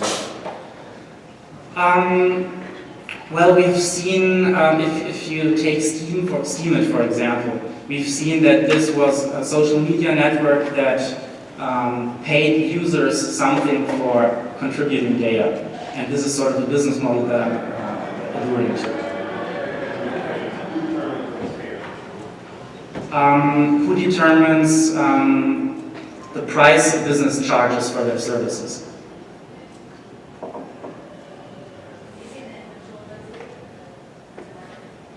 Sorry? Does the customer? I mean, if you're building an application, this is something you're going to have to figure out. It's the same if you like setting the prices. Sorry? The price, the fair share is market driven.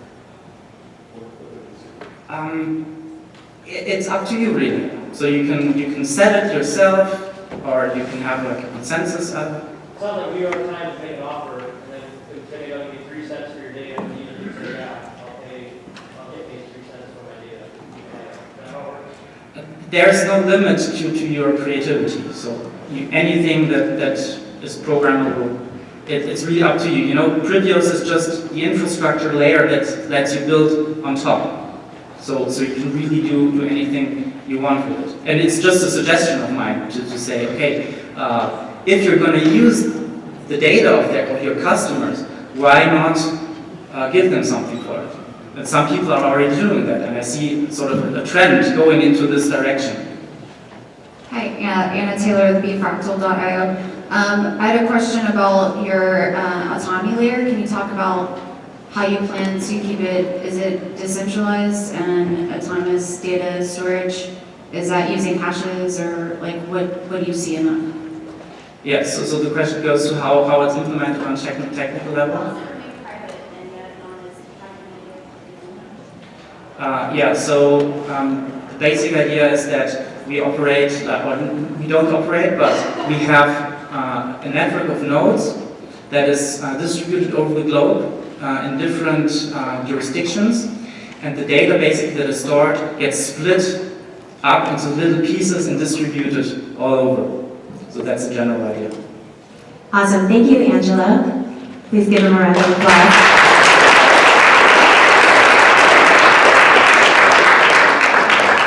We are going to see another video from one of our sponsors, Murmur.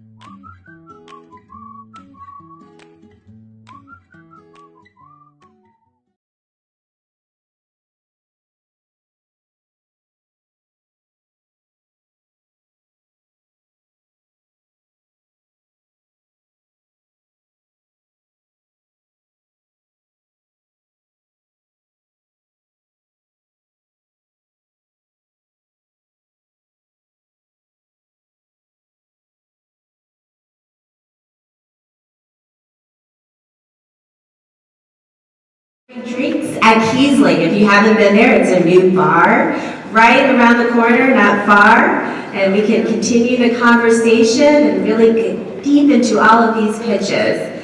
So next we have Jeremy Carnell from Trulytics. Trulytics, yes. Welcome to the stage, Jeremy.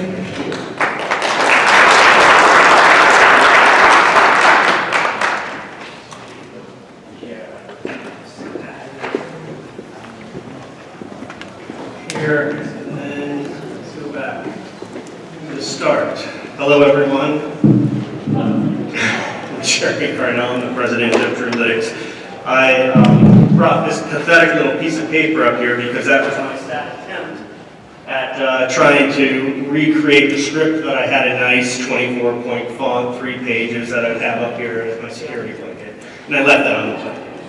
So, Trulytics is a Fintech startup that's located in Boston, Philadelphia, and Austin, Texas. I'm located in Austin, Texas. And we are pioneering what we're calling the Advisor Transition Management Platform. We're helping primarily wealth management enterprises. And when I talk about that, I'm talking about independent broker-dealers, I'm talking about custodians and asset managers, to attract, retain, and support independent financial advisory firms as they go through a transition process.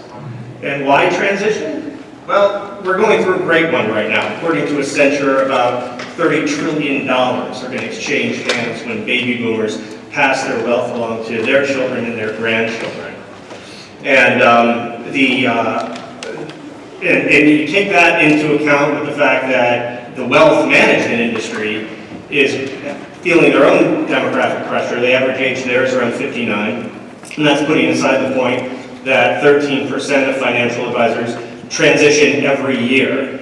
So it's natural to think that the independent financial services industry is about to collapse up. There's a lot of opportunity they see in being able to grow their asset base strategically through transitions. And again, transitions encompass recruiting W-2 employees that are looking to become independent financial advisors, or looking to become an ensemble, or looking to become an enterprise.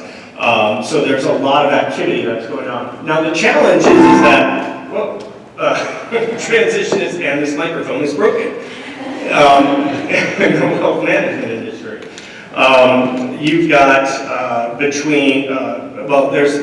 high transactional costs, especially from a time and a money perspective. So if you look at recruitment, you look at succession planning, and you look at mergers and acquisitions, those can cost anywhere between 10 to hundreds of thousands of dollars and take months up to a year. And so what we're looking to do with our Advisor Transition Management Platform is reduce the transaction cost related to transition. And now I'm going to show you our prototype for what we're calling Trulytics 3.0, because 2.0 is already in the market. 2.0 is the first module that is represented in, let's see here, trackpads and me just do not work. Hold on. All right. Okay. So the first part of this application is what's already in market, and that's called our firm evaluation. And so we already have over 1,000 independent financial advisory firms going in and giving us 7 points of detail during a data intake process. They give us information about their firm, they give us information about their ownership, they give us information about their advisors, their clients, their process, such as their investment process, do they utilize model portfolios, etc., the revenue and their expenses. And so when all of that is complete, we get that through a combination of data feeds from the wealth management enterprises, as well as self-report from the financial advisory firms. When they give us all of that, we then present them with some diagnostics. So over 50 different key performance indicators, proprietary Trulytics score, which is out of a 4.0 GPA, and grades related to their business, client, and revenue stability. So this we liken to personal health records, but for business. And so, although this is in the market, with the launch of Trulytics 3.0, we're looking to apply these records, or at least apply blockchain into this infrastructure so that these business health records can be stored on a private or permissioned blockchain, and then can be actually permissioned out, and as far as a digital ID is concerned, so that if a practice manager wants to see the health of their business, they can do that. Someone in the front office, they can do that. If they want to submit this data for benchmarking studies from Schwab or from Barron's, they'd be able to do that. The second part is emergency continuity, and the third part is a private marketplace. And we're looking to leverage smart contracts for buy-sell agreements, have digital deal rooms in place that allow you to store documents, and digital vaults as well for all three components. So that's Questions? Judges? Okay. This is Raman from Silicon Valley Incubator Rockstar. So we are trying to figure out, like, when you say analytics you are building, so what part is on the blockchain? Like, are you sharing the some sort of metadata on blockchain to different parties, or you are sharing the whole data for the organization? Yeah, we're looking to actually store the entire evaluation stack that we calculate on behalf of financial advisory firms on the blockchain, and then allow those firms to be able to permission out who gets to see what, the entirety of it, whether they just want to show maybe their Trulytics score to a potential customer, or they want to show their business stability KPIs to a practice manager. So we can give them that level of flexibility, and then also be able to give them all of the auditing and reporting back on who's writing to their blockchain or who's accessing that data, etc. At least that's the intent.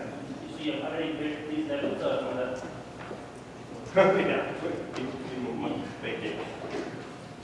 So do you have those defined already, or you are saying these are customizable? Because ultimately, the benefit of a smart contract is when the rules are defined, when there is a very clear permission system across parties.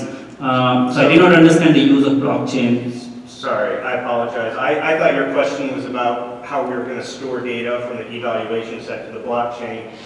The smart contract aspect of the advisor transition management platform is involved in the emergency continuity and the M&A side for such as like a buy-sell agreement, separate and apart from the evaluation data that we have. Does that make sense? Yeah. Okay, thank you. Awesome, thank you so much, Jeremy.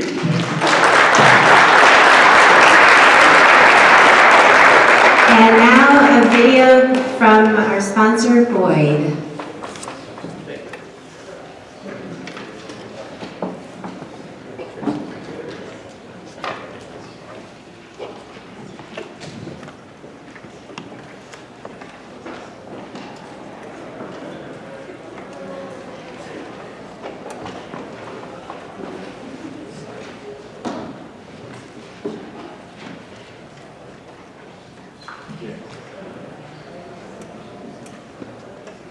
At Boid, we believe that blockchain technology is for everyone, but currently accessing the blockchain. At Boid, we believe that blockchain technology is for everyone, but currently accessing the blockchain is complicated for a lot of people. That's where Boid comes in. Boid is a meta platform that brings many complex technologies under one easy-to-use interface, allowing users to directly participate in blockchains and distributed computing projects. You can start by logging into Boid.com or installing the Boid app. Your contributions are summarized into Boid Power. The more contributions, the more your Boid Power will increase. Higher Boid Power increases your ranking in the leaderboards and increases the amount of money you will earn. Boid uses blockchain technology to convert Boid Power into money in the form of cryptocurrencies. Each team can raise money for charity by contributing their computing resources towards underlying decentralized protocols. Teams can also donate their computing power towards important scientific research projects that need massive computing power to solve complex problems. Join us in building a world where people directly participate in the future of finance and scientific progress without relying on intermediaries. be a part of something huge. Boid. So EOS Detroit has a Boid team. If you want to join, there's information in your packet. So next we have Alicia Williams with Razar.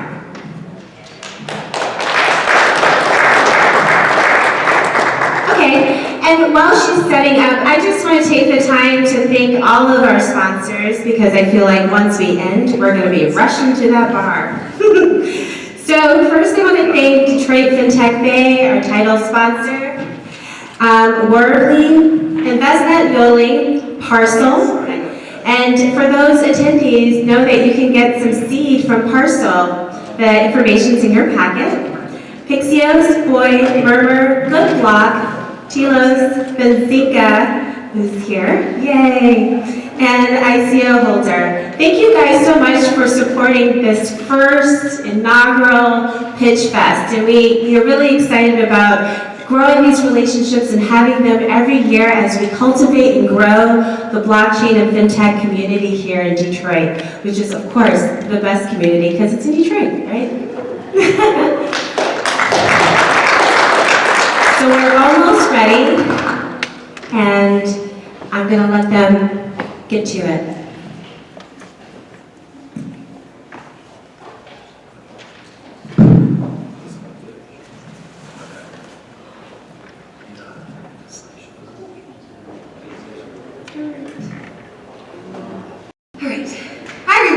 My name is Ashley Williams. I'm founder and CEO of Razar. I'm really excited to share more about my company with you. So, what do all these ads have in common? They're all hated by millennials, like very much so. Why? Because brands are not effectively advertising or marketing to them in meaningful ways. I know millennials are weird. I'm not afraid to admit it. Big brands know it, but they don't get it. And that's where my company comes in. So Razar is a self-service marketplace. We aspire to connect with millennial content creators around the world, giving them opportunities to share their story. We have over 5,000 content creators, allowing brands to be able to connect with them and to use them for marketing purposes, and especially when it comes to storytelling. With a degree in journalism from the University of Southern California, I've always been so inspired and excited about telling people stories and allowing brands to do so as well. So this is how Razar works. Brands come to us with a need when it comes to a product, service, or any initiative that they're looking to target and market to millennials. We then connect them with our millennial content creators. These millennial content creators are selected by us from young professional groups, college campuses, and those also just join and also showcase their content to us, and we select them to be part of our marketplace. These millennials are then given guidelines which then allow them to be able to create branded content for that brand. Now, this content can be articles, videos, podcasts, photos, but it allows the millennial to get paid for the content that they're creating. And what we found is that when brands like the American Heart Association or JP Morgan work with us, they actually see up to a 50% more content engagement reach than they do with other marketing agencies. So what we found is that we really are making an impact, being meaningful, purposeful, and we're also able to help provide opportunities for millennials to be able to make money from the content that they create. So in terms of our traction, like I said, we have, since launching in 2017 with our model, we've been able to garner over 5,000 content creators from around the world. We've also been able to garner over 100,000 in revenue. Now this year, with the target goal of reaching 4 to 6 clients, with offering content packages as well as acting as a millennial marketing agency, we believe we can get between 40 to 60,000 in contracts, allowing us to reach over $1 million this year with our impact. Now, some of the brands that we're working with or that are in our pipeline are below that you can see, but what we found is that they believe that working with us is also a very meaningful approach. So in terms of our team, my background is I actually used to be a reporter for WBL Radio, USA Today, and NBC News. So I really have had experiences in storytelling and being able to be cultivated to be able to help brands with this and leading our team as well as doing so. Our team also has vast experiences in technology, working for Huffington Post and Fitbit. So we're really focused on design and making our marketplace very meaningful. And speaking of market, so right now, Content marketing is really huge, but the thing is, when it comes to reaching millennials, what we found is that native advertising with this content marketing is super effective. And especially for brands looking to reach that millennial consumer. We really focus on purposeful marketing and also the group of micro-influencers as well as nano-influencers. This is a growing market, so the number has yet to be reached in terms of understanding what that range is, but we do know that there is definitely a billion-dollar industry in influencer marketing. Now, the thing with our impact is that we really want to be able to provide opportunities and jobs for millennials through our platform, and also helping brands to really see how they need to transform advertising and how they market to them as well. We hope that you will support us in making a positive impact in the world, as well as helping with being really creative in fintech. Thank you. Thank you, Ashley.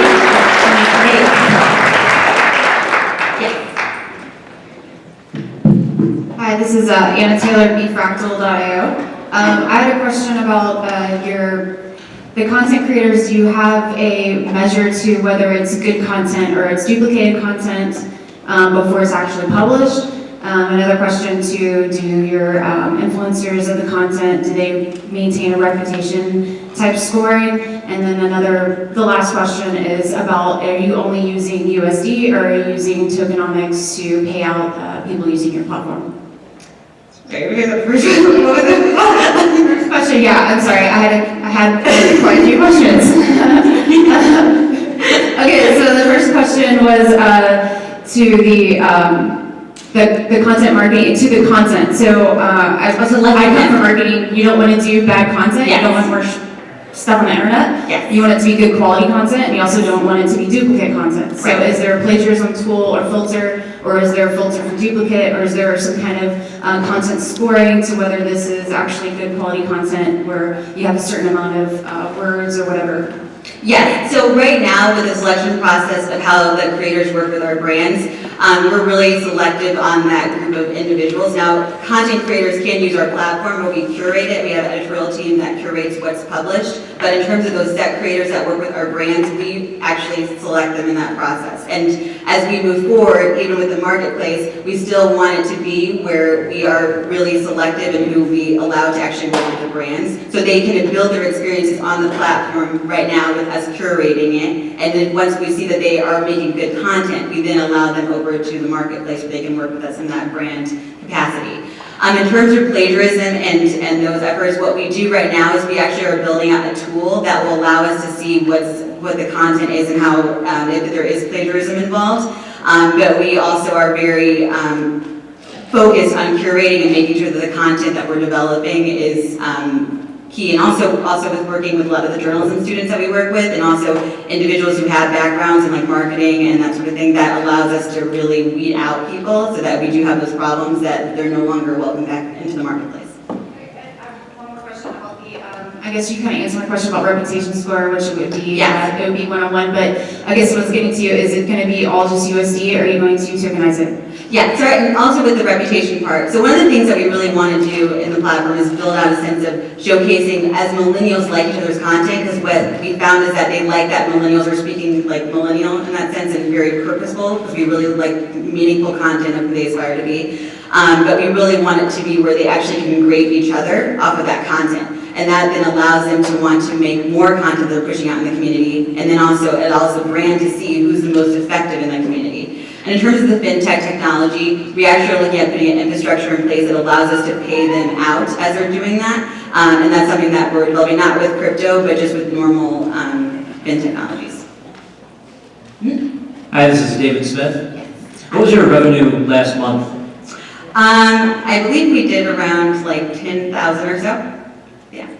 And a lot of it has been that the brands that we were talking to like at the end of the year are now closing now, because January is that month where everybody's kind of getting back into swing. Awesome. Thank you so much, Ashley. Sure, thank you. Sweet. 2 more to go. Ooh, this one's a little exciting. Greg Simpson with EDMA. Please come to the stage.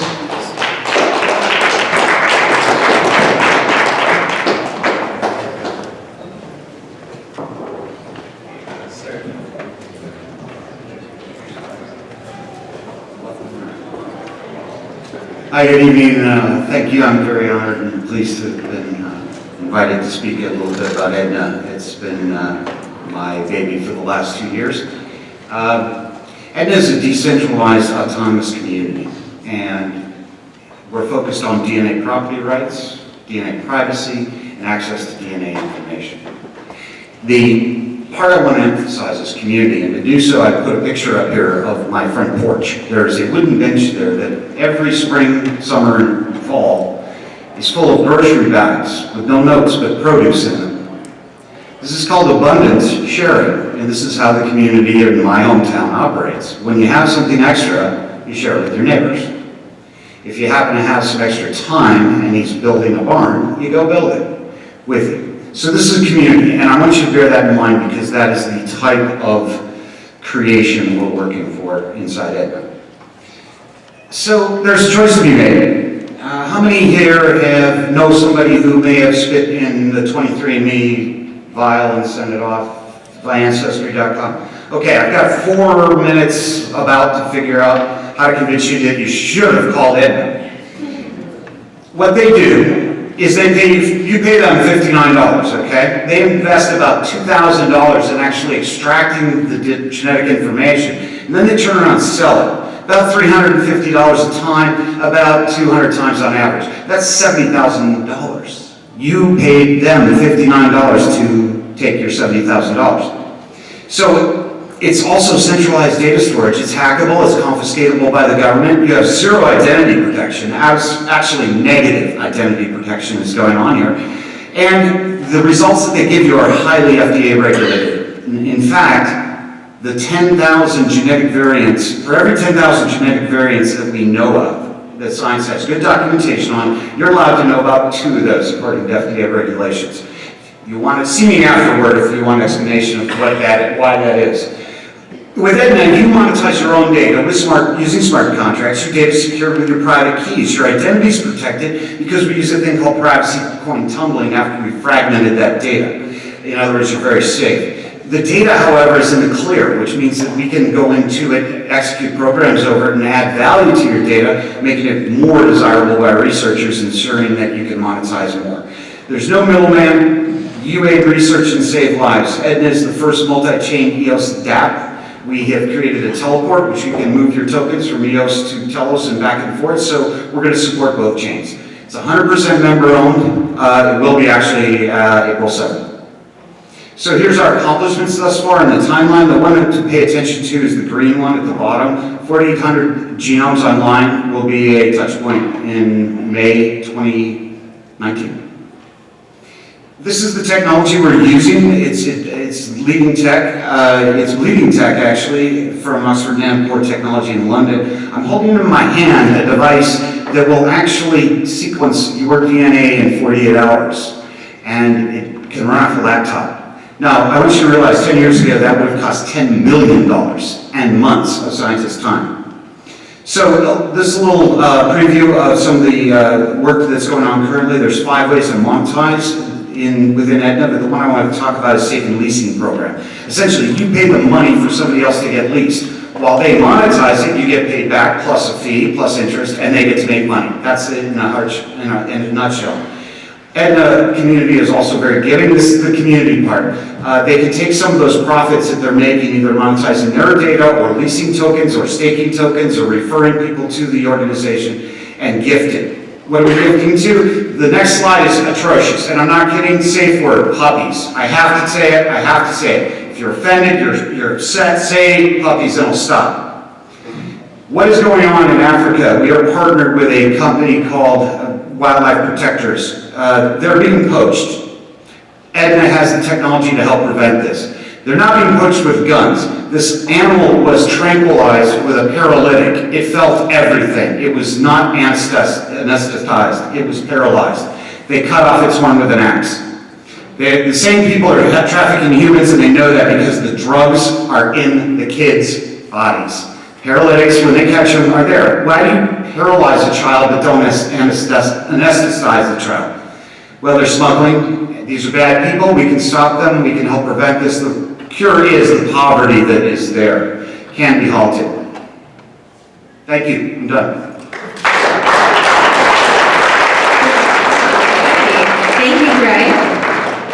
have any questions? Okay, Jason?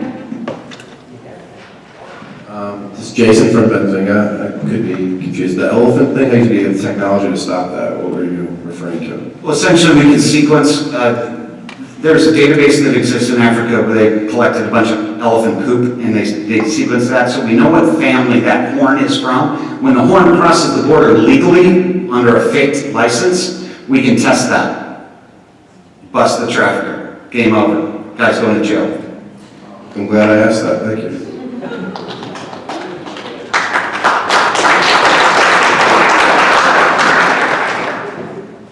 All right, Keisha Waddell, Center for Blockchain Studies.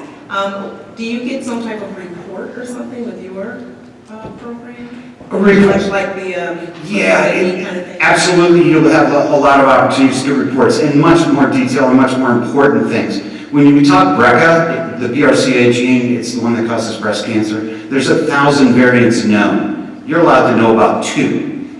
The FDA can't arrest the blockchain. But if your data is in the clear and somebody comes along, I don't know who might do anything like that, but somebody might come along and write a program that coasts across your data and tags it, and your wallet says, oh, I got a tag. What do I need to know? What do I need to know? And this is life-saving. There are people that die from drug interactions on the surgeon's table every single day because their DNA is not run. And the FDA does bury some of that information if it's a direct-to-consumer board. Now, if the physician, the surgeon, is testing directly for this interaction, it's different. But you need to know that. It's your data. Sorry. Okay, last question. David Bloom, Eurofound. When you monetize secure DNA, the same purchasers are the ones who are paying $350 to Ancestry and to 23andMe. Are they paying in fiat? Are they paying in other script? How do we fully make the chain of privacy private? The token is key and the smart contract is key. And there's a bond posted that if that data escapes their hands, and we know because they get a new key, they have a fresh key every time. We clone the data with a fresh key, so we know that that's their copy that got out got out. They forfeit the bond. They now pay us.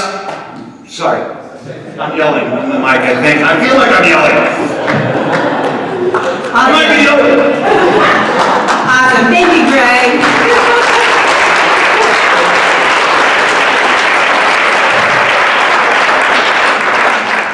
And now we're going to have a video from our friends and sponsor, Benzinga.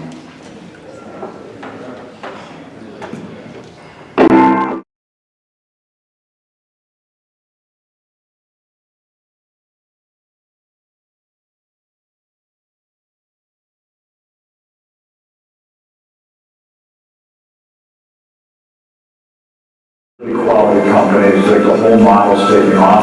I highly recommend that anyone who's either looking to invest or looking for capital. I love the condensed opportunity to interact and have so many high-quality interactions. Absolutely, we would attend this event again. Most other trade shows and gatherings, like I'll get like 5 contacts out of like 50 that would be like great. Here I'm getting like 600 and I welcome the 30, maybe even 40. The Benzinga conference was an opportunity to meet with a number of late-stage private companies in the U.S. that are looking for capital and are genuine prospects for listing in Canada. So for us, it was a very, very prospect-rich opportunity. We think it's one of the best, most attractive, most attended by the best people in the cannabis industry of any events we know in the country. We've done a lot of conferences over the years as an exchange, and the quality and depth and breadth of not only the attendees but the investors and the professionalism of the organizers is unparalleled. Great conference, met a lot of institutional investors, Canadian and multi-state operators. I'll definitely come back in 2019.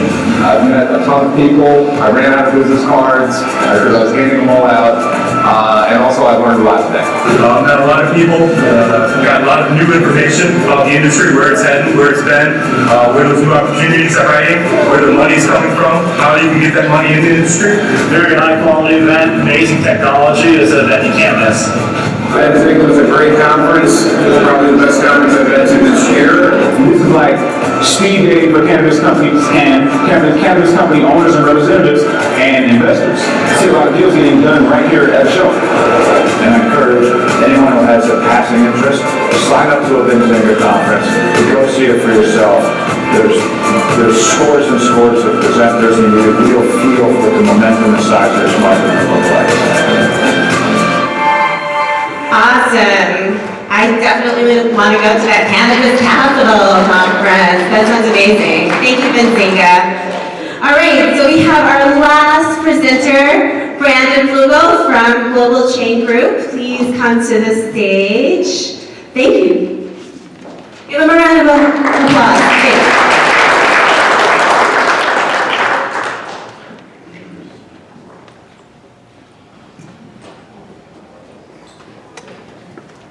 Hi everyone, I'm Ben Upward, CEO of Global Chain Group, Birmingham, Michigan. Global Chain Group is a digital investment bank that connects companies with investors. So in the summer of last year, we came up with a new solution to an old problem. What's the old problem? Private securities. Private securities suffer from lack of liquidity, limited individual investor access, and little available company information. Then we asked ourselves, okay, we've identified the problem, how big is this problem? So we looked at the total addressable market, just one of the verticals that we were analyzing, U.S. commercial real estate market, and we saw, wow, it's pretty big, 32 trillion. So how are we going to solve this problem? Well, we were heavily involved in what's going on in the blockchain world from an asset management perspective, and we were actively involved in trading and investing in Bitcoin and Ethereum and other blockchain assets. And we said, well, the technology is right there. We can use the blockchain technology, and some of our partners from Asia Pacific, Centrality, CTIA, Token Generator, they have the distribution, the technology, and the blockchain know-how to really put a solution together for this. So we came up with our mission statement. Global Chain Group will construct a top echelon, full service ecosystem that offers best-in-class issuance, fundraising, and secondary market capabilities, focusing on the tokenization of U.S. private operating companies and commercial real estate. This will give issuers access to new pools of investors, unlock true enterprise value and price discovery, democratize access to private assets, and attempt to give illiquid securities some liquidity. So our timeline, our journey that we've been on here since last summer, we founded the company in Michigan in July. We got investments from some of our strategic partners in Asia Pacific in August and October. In November, we purchased a broker-dealer in Tennessee. We're still waiting for FINRA to approve that, but our window ends in June, so hopefully that'll go through. And then since then, we've been building partnerships and infrastructure, vetting deal pipelines, and partnering with other broker-dealers to increase our distribution network. The target verticals, as I mentioned before, that we're focusing on, commercial real estate and blockchain software companies. The way this works is pretty simple, we think. The GCG process for the issuer comes to Global Chain, or Global Chain goes out and seeks the issuer. Global Chain does its due diligence and gives its stamp of approval with our various network providers. Then the data is loaded into the investor portal, and then the digital shares are minted. The investor does something similar. The investor logs onto the investor portal, goes through KYC, AML, OFAC, suitability, a bunch of other things, but it's all pretty streamlined in the investor portal. Once they finish verification, they send their money into an escrow agent. Once the deal hits its minimum cap, the money is taken from escrow and sent to the issuer. And then at the same time, the minted digital shares are sent to the investor. Differentiators for Global Chain, our technology, our partnerships with Centrality and New Zealand. They have a blockchain studio there with 65 blockchain developers, and they built our investment portal called Token Generator. The broker-dealer, Brandon and I have been licensed, and the broker-dealer is under contract and waiting FINRA approval. Although it's not been approved yet, I'd say that we're still ahead of many of our competitors in that respect. And then our alliances, we've got quite a bit of alliances that we've built up through some of the investing that we've done outside of global chain in the blockchain ecosphere.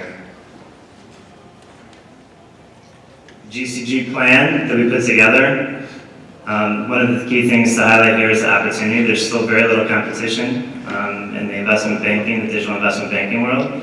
We think we have an early mover advantage. I won't go through all the service offerings and strategic alliances, but we have different phases to our plan, and eventually we want to be able to build an ATS, alternative trading system, which is like a light version of an exchange, where these companies that we're tokenizing and minting digital shares can end up trading.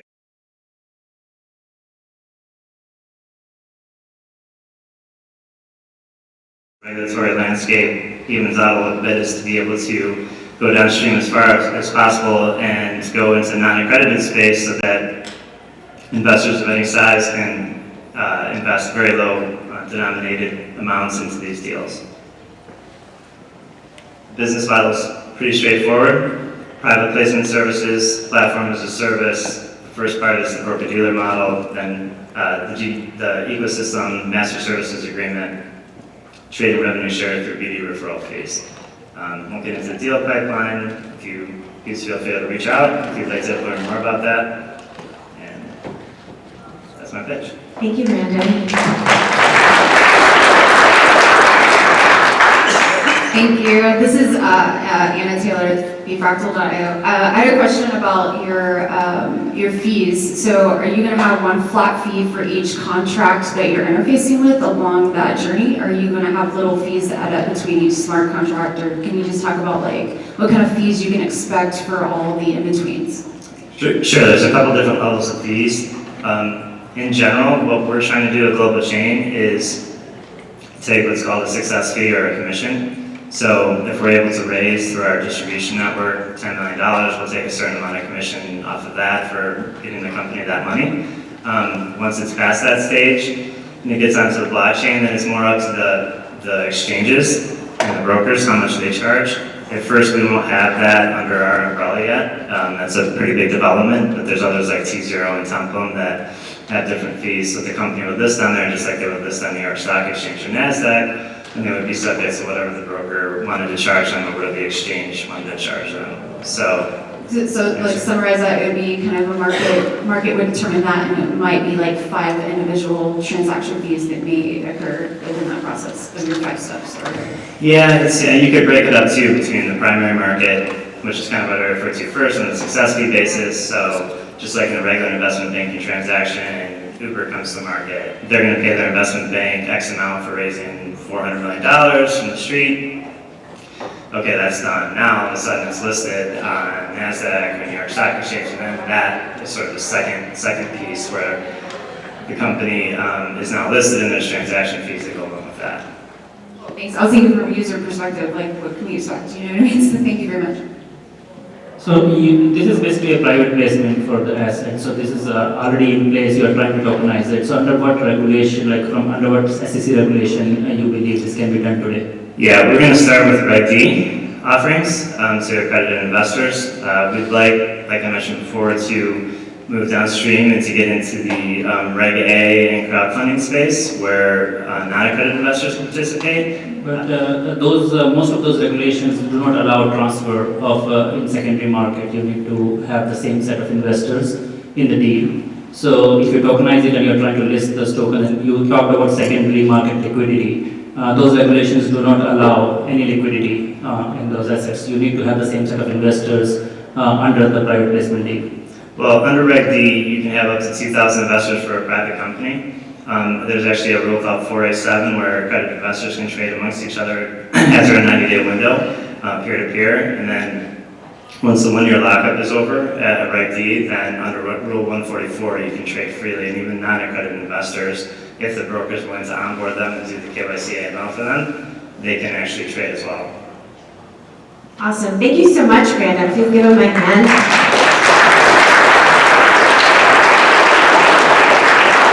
So we are at that was our last pitch. While the judges are doing their tally, we're going to see a short video by Parcel. Hey everybody, my name is Dr. Isaac Belbin from Parcel, and I hope everybody's having a great time at the event. I know Adam and Philip have put a lot of time and effort. Hey everybody, my name is Dr. Isaac Belbin from Parcel, and I hope everybody's having a great time at the event. I know Adam and Philip have put a lot of time and effort into making it something that is going to be really special, and from everything he's told us, sounds like it's going to be kick-ass. So, look, just wanted to talk to everybody a little bit about what we are at Parcel.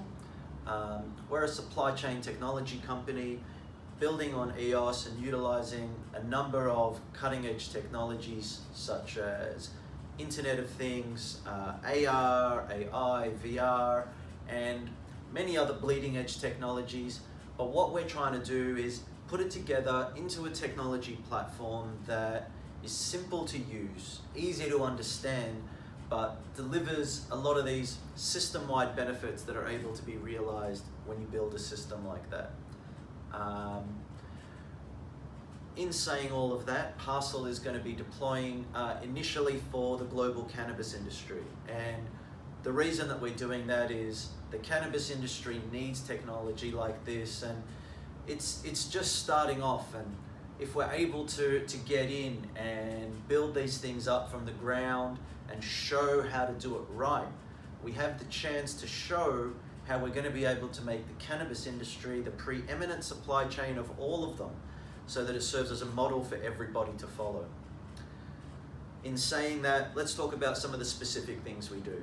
We track a product end to end, primarily through the use of smart packaging, integrated in with our technology platform built on the EOS.io platform. We also then track all the associated financial activity end to end in exactly the same way that we do with the product. So effectively what we're doing is putting a ring around that industry and saying everything inside there we're going to fully and completely track so that we know where everything is. And part of our special sauce is the way that we treat data. It's not a single point anymore, it's a life cycle. And because it's a life cycle, it means that we're able to effectively cut out counterfeit product, money laundering, leakage into the black market, and all sorts of nefarious things that we don't want happening. But at the same time, we're also able to give effective tools to people such as law enforcement, regulators, the general public, so that everybody can have an understanding of what's going on and everybody is reading data right from the source. The other thing that we try to do is to help the cannabis industry take a more data-driven approach, and cannabis science is actually a beautiful thing with incredible effects such as the entourage effect that we talk about sometimes. But the entourage effect requires a big data solution to be able to come up with something sensical that is meaningful to people, and that's something that we're trying to help with. Primarily in the beginning through the collection of a proper data set, but going above and beyond that so that strain definitions are clear, consistent, measurable, and repeatable. And we just try to bring common sense into play where we can. Things as simple as taking a lab test result of a cannabis product, putting it on a blockchain so that at any point downstream it can be verified by anybody.